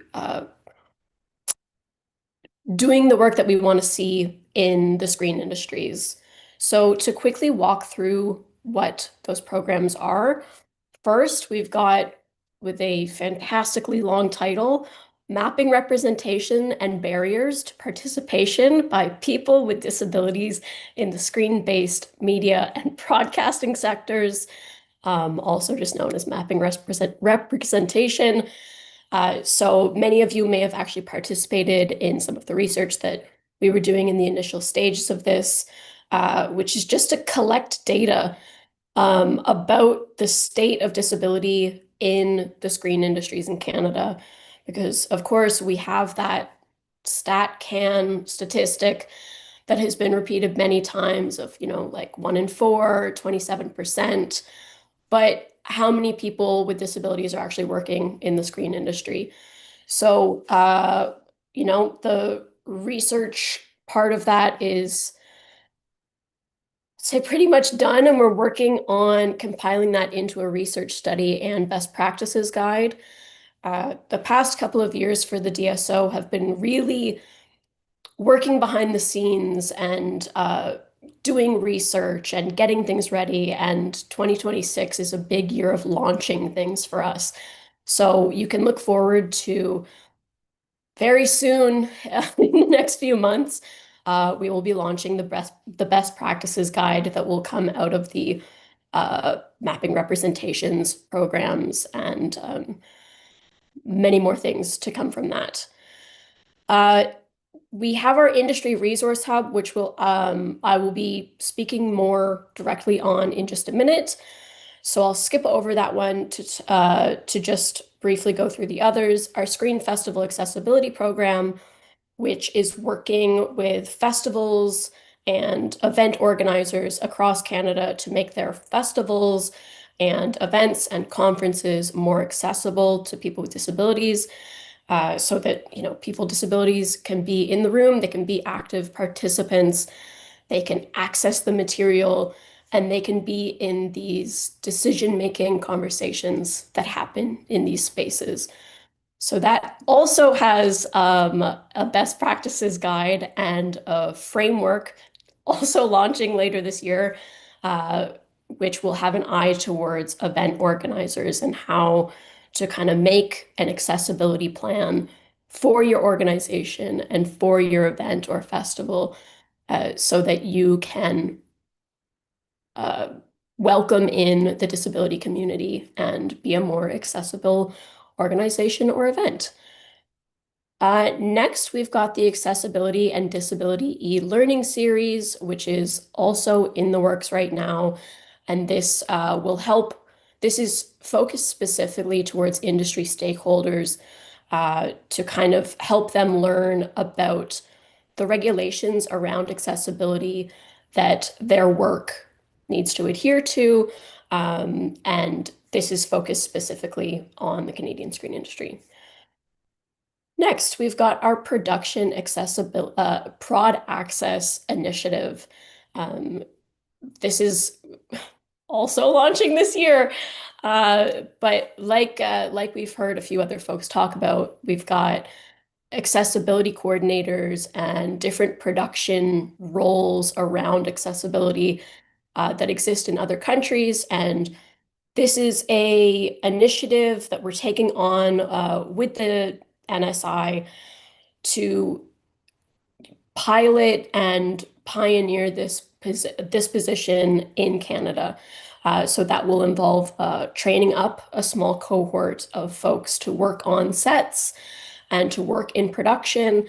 And it's going to be fantastic. If you work in production, if you own a production company, definitely keep your eye out for more information about this program, because it's going to be fantastic.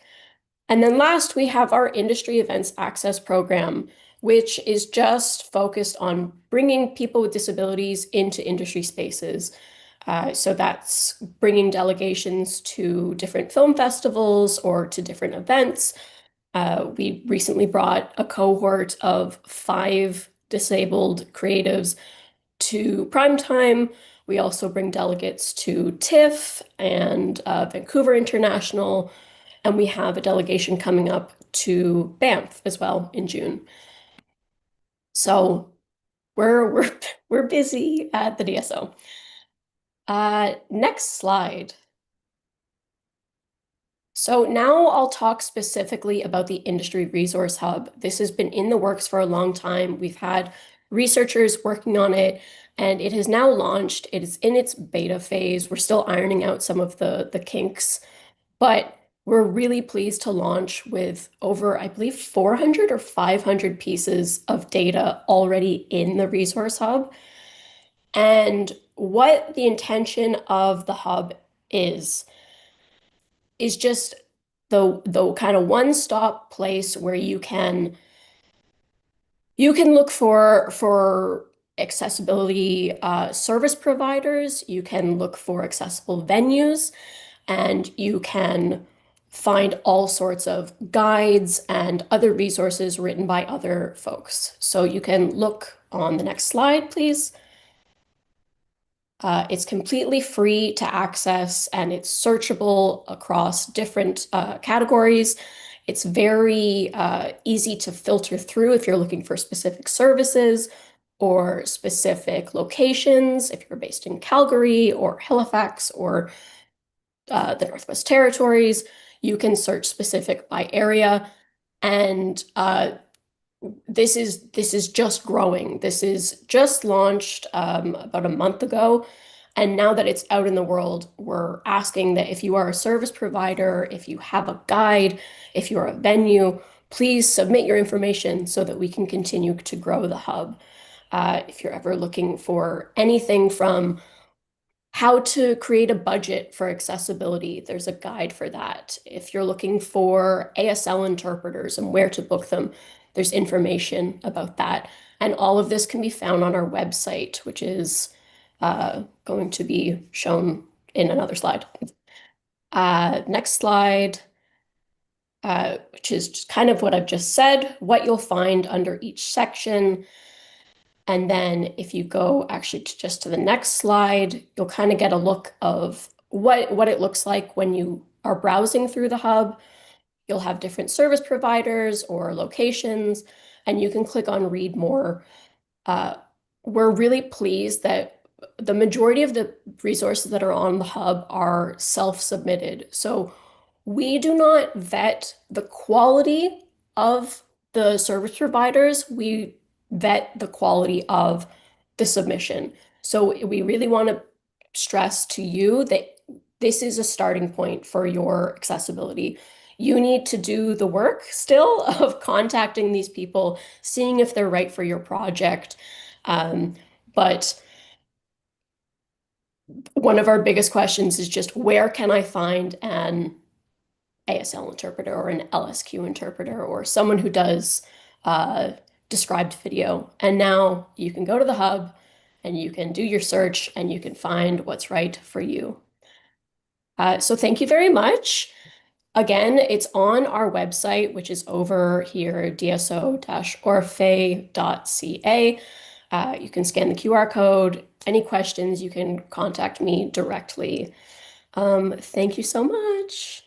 Sign up for our newsletter for all of our exciting announcements. And oh, I was paranoid I was going to forget to introduce the next person. So please give a warm welcome to Richard Kavanagh, the CEO of the Broadcasting Accessibility Fund. Take it away, Richard. Thank you so much. Yeah, I'm Richard. I'm the CEO at the Broadcasting Accessibility Fund. Natasha, could you put the first slide up on the screen, please? I'm a senior-aged white male with short white hair, a mustache, and goatee. I have blue eyes. I wear glasses. I live with moderate to severe hearing loss and use hearing aids. I'm wearing a gray shirt, and I'm sitting in the fund's office in Ottawa. Now, for those of you who aren't familiar with us, we're a not-for-profit agency that provides grants for projects that advance accessibility to broadcasting content on all platforms for people with disabilities. We're focused on innovative solutions and on addressing gaps and barriers. So if we receive an application, say, to apply artificial intelligence to a new form of live captioning, one that reduces production costs for described video, or one from a university that's interested in launching some courses on accessible media production, those are things that we are interested in funding. Over 11 years, we've completed 8 rounds of grants and funded 41 projects, and we're hoping to expand our footprint to include streaming service content and other media moving forward. So quick intro. Now, I usually spend my time with audiences talking about those specific gaps, but I'm going to go off the board a little bit today. And I want to talk about the origin of those gaps and barriers, because that origin is not just specific to broadcasting. It cuts across all sectors. They have much deeper roots, and that makes them much tougher to resolve.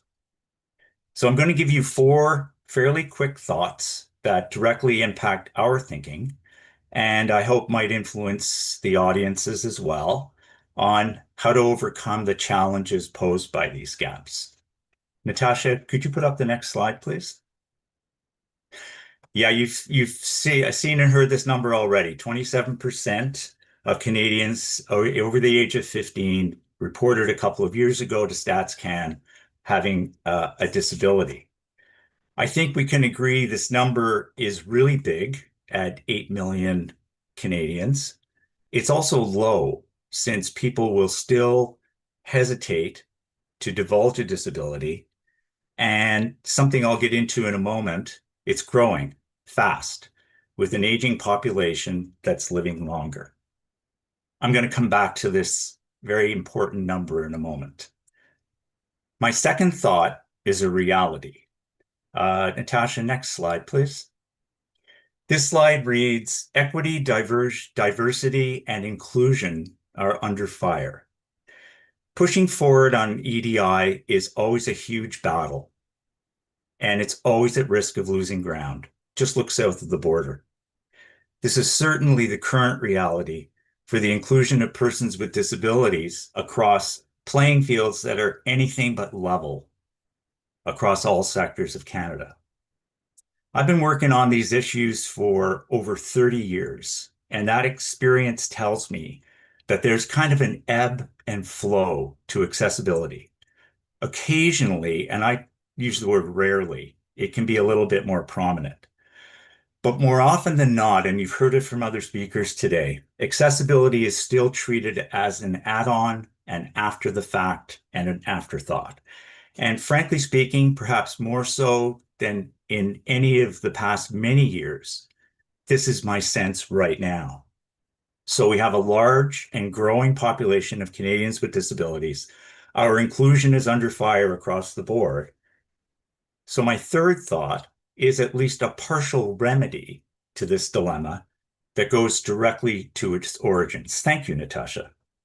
This slide reads inclusive design with 2 question marks. We all know and understand the principles of inclusive design, but I'm getting at something different here. For sure, a building needs ramps. It needs reachable elevator buttons with audio.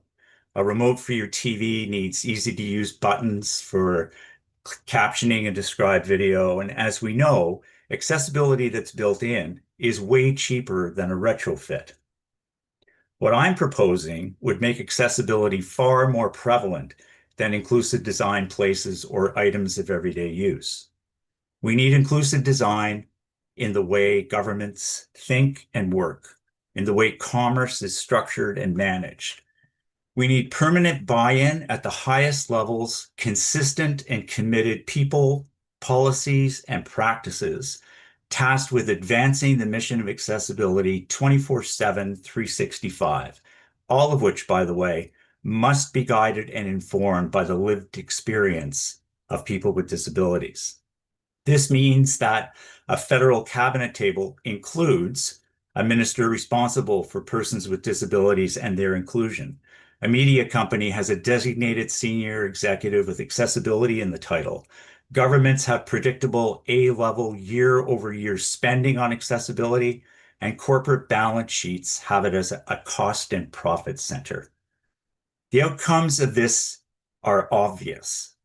Inclusive design that is structural, baked into the institutions that have a huge impact on our lives, means accessibility is no longer an afterthought. It becomes a given, a norm, as someone else referred to today. There are examples now of how this can work.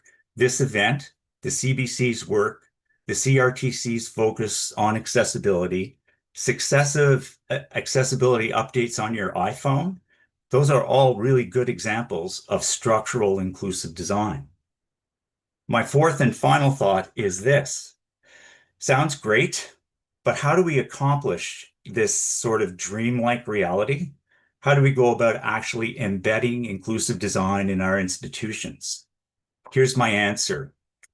For each and every decision made, whether in government, business, whatever sector you're talking about, you do this. You have a goal alongside all your other goals. And that goal is, I want to build a curb cut. Curb spelled C-U-R-B. In other words, a sloped sidewalk in an intersection. Whether physical, digital, virtual, or otherwise, if it has an inclusive design for those with a disability, and you've heard this from others as well, it will work for people of all abilities. A parent with a stroller can use the ramp. A bar owner can tap the CC to get the game on a noisy night. Anyone can hear, see, or feel an emergency alert. But what is the motivator? This is the core issue. What motivates a government, a corporation, an organization to even consider this? Natasha, could you flip back to the 27 slide on number 2, please? Thank you. One forward. Great. So 27, rising fast. You know the old saying, right? You either have a disability, you're waiting for one, or you know someone who does, and often that someone is close by, as Rich just referred to. A curb cut that supports independent living can be as important to a person who is close to you, your parent, your child, your boss, your friend, your employee, your caregiver, as it is to the person for whom it was intended in the first place. This means that inclusive design becomes a universal design and can tap into an absolutely gigantic market of consumers and voters.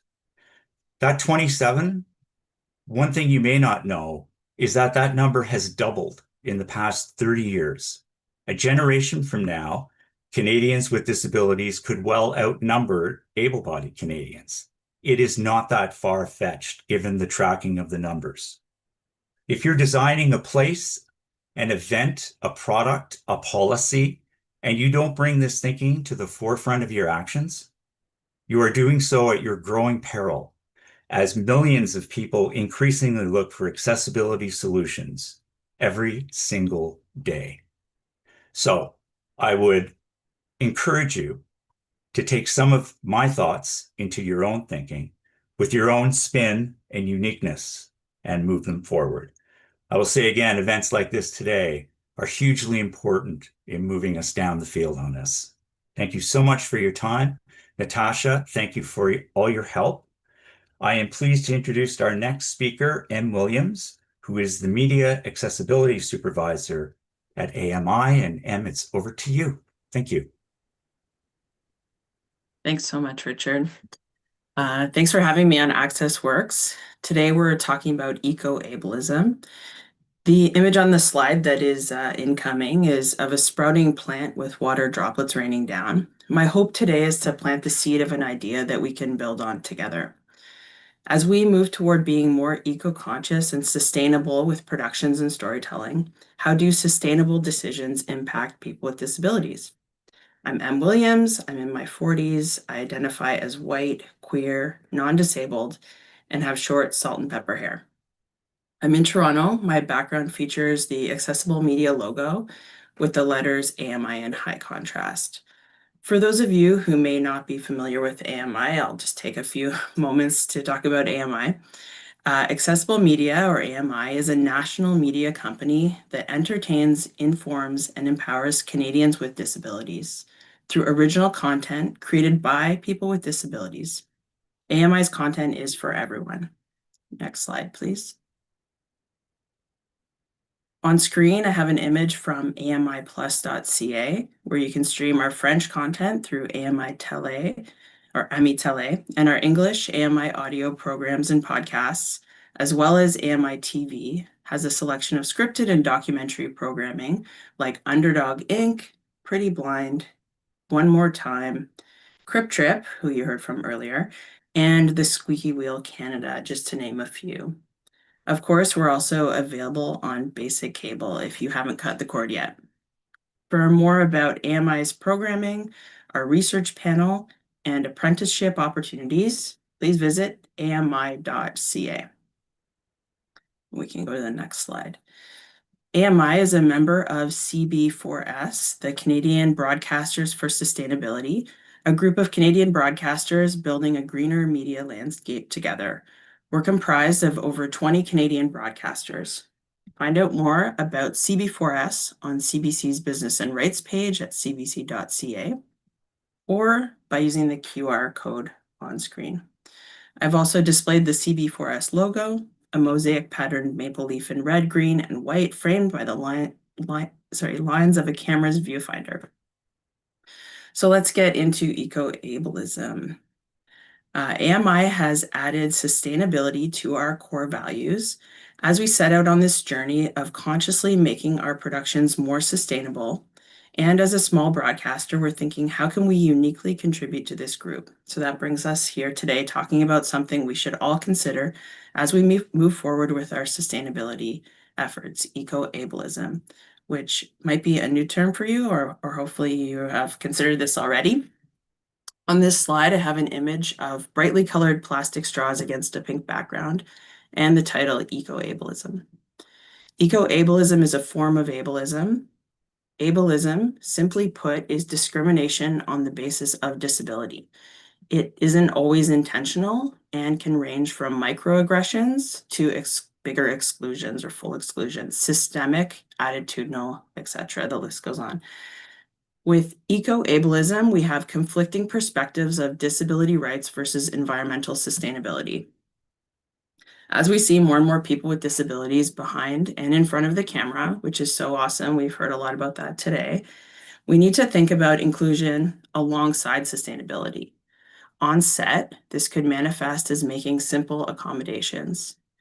Buffet-style food with reusable plates and cutlery might be the top choice, but due to allergies or sensitivities, even with cleaning products, individualized food might be the way to go, as I saw last week on a set visit to the Squeaky Wheel Canada Season 2. I should note, last season on the Squeaky Wheel, almost 60 cast and crew identified with having a disability. The safety of the cast and crew was prioritized in certain areas, like using disposable masks because cloth masks just wouldn't cut it. Overall, the production still had a very robust sustainability plan. So we're learning from this that sustainability needs to be flexible. With that same production, some of the other sustainability plans worked well for accessibility, just naturally, like virtual production office, virtual writer's room, as well as transportation that included a mix of carpooling, public transit, and electric vehicles. Thanks to the producer, Michelle Asgarelli at Hitsby Entertainment, for sharing her thoughts on eco-ableism with me. Squeaky Wheel airs summer of 2026, or you can check out season 1 currently on amiplus.ca.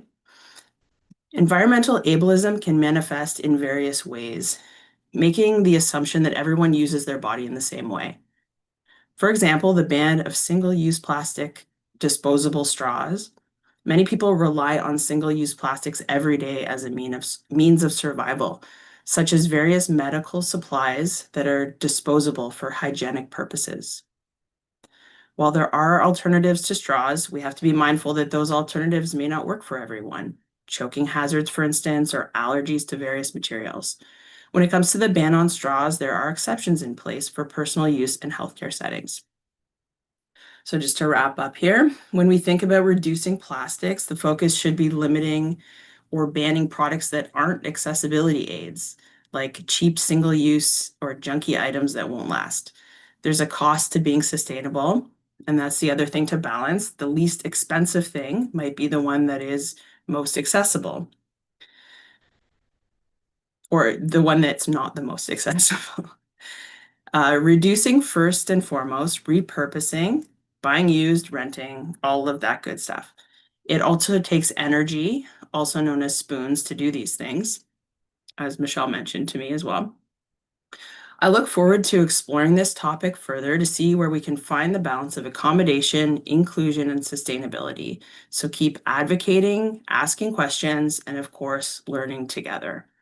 And with that, I'll pass it over to Karen Clout and Sarah Duda from CBC's Content Accessibility team. Thank you so much for having me. Thanks, Em. Hi, everyone. My name is Sarah Duda. I'm the Content Accessibility Lead at CBC. I'm a woman with long, wavy brown hair, and I'm wearing a blue shirt. And I'm Karen Clout. I'm the Content Accessibility Advisor, and I'm a woman with shoulder length dark hair, and I'm wearing a black shirt and glasses. And Karen and I work with teams across CBC and audiences and creators to make our content accessible to the widest possible audience on all of our platforms. And today, we are very excited to talk to you about Disability Life. Natasha, can we please have the first slide? Thank you. Disability Life is a brand new section on cbc.ca that aggregates content for and about people with disabilities from across English services. Next slide, please. The image on the slide is of an individual in a wheelchair. Why Disability Life? Well, as Lisa and Richard and many others have mentioned, we know that 27% of Canadians identify as having at least one disability. So creating a dedicated destination for disability content is about serving a massive growing audience that has been historically underserved and ensuring that they have a primary hub for the news that impacts their lives. Disability Life simplifies the process of finding disability-related content, which is a challenge that was identified by disabled audience members during our National Accessibility Plan consultations.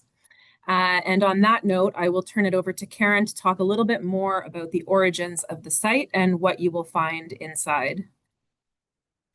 So next slide, please, Natasha. Thanks. So Disability Life was initially suggested by a Toronto disability advocate who pushed for a space where disabled Canadians could see themselves reflected without having to dig through mountains of content. Following the successful blueprint for being Black in Canada, Disability Life really validates the disability experience as a distinct and vital beat in Canadian journalism. It's no longer a special interest story. It's part of the national priority. Next slide, please. So what's inside? And on this slide, I have an image of one of the stories from Disability Life from Go Public. And Disability Life really tracks policy, like the rollout of the Canada Disability Benefit. It features first-person essays that tackle topics from the complexities of disabled parenting to the joy of adaptive sports. It's also a portal to CBC GEM programming and podcasts like Sickboy and Short-Sighted, audio content transcripts, and our own Accessible Canada Act plan. By housing these together, the page ensures that an audience member coming for a news update doesn't have to go far to find other relevant articles and may discover a piece of disability art or cultural content as well. The next three slides are images taken from Disability Life of some of the articles that we have aggregated on that site. So the first is Discoverability, and I just wanted to talk a moment about that, saying that, previously disability stories were buried in health or local news sections, making them hard to find. The hub aggregates everything from news stories and about disability to GEM documentaries and upcoming content with accessibility features like the Olympic opening ceremonies that had ASL into one accessible place. So it's about removing the barriers to locating content of interest to the disability community. And if it affects the community, it's now a bit more discoverable. Next slide, please. And the perspective, Disability Life prioritizes the disability lens. We're moving away from, I think somebody mentioned earlier, inspiration porn, where disabled people are used as sort of feel-good props for others, and we're moving more towards authentic agency. So whether it's an essay on the nuances of disabled parenting or a deep dive into Crip culture, Disability Life includes stories about disability that are told by people with disabilities, reflecting the true diversity of the experience. And some of the stories I have highlighted here are titled, "I Have ADHD, this is what it feels like," or "People assume I can't be a doctor because of my disability." And the third one is "Why It's Funny or Not Funny That I Have to Jump Through Hoops to Get Medical Equipment." Next slide, please. And this is accountability. Again, the images of more headlines from the Disability Life page. So accountability is really about transparency. The Disability Life page aggregates disability and accessibility stories, tracking how policies like the Canada Disability Benefit actually impact daily life. By centering the voices of those navigating these systems, the hub ensures that the gap between the policy on paper and life on the ground is visible, providing the community with information needed to advocate for real progress. And back over to you, Sarah. Thank you. Next slide, please. Right. So a platform like this only works if people know that it exists. So along with a press release and social media marketing, we directly contacted disability organizations across the country to ensure that they knew that this resource was available to them. The page isn't hidden. It's available in the drop-down menu on our main CBC News page. And so by combining direct outreach with prime digital real estate, we're making sure that these stories aren't just published, but are actually found by people who want them the most. And the image on this slide is of a promotion we did in ASL to ensure that we reached our deaf audiences as well. Next slide, please. Yes, thank you. So this concludes our presentation, and that is a wrap for AccessWorks 2026. Thank you so much to everybody who joined us today. Thank you to all of our amazing presenters. Thank you to everyone who worked so hard to bring this event to life. We appreciate all of you, and an email is going to be sent out through Eventbrite that will have a link to the video of today's session and some additional resources, including links to all of the presentations that you saw here today and other things that were discussed. Please share this resource with your networks. Last year, the event found, around 1,000 viewers on demand. So it would be great if you could help us get the word out. And yeah, thanks again for tuning in, and take care, everybody. Bye.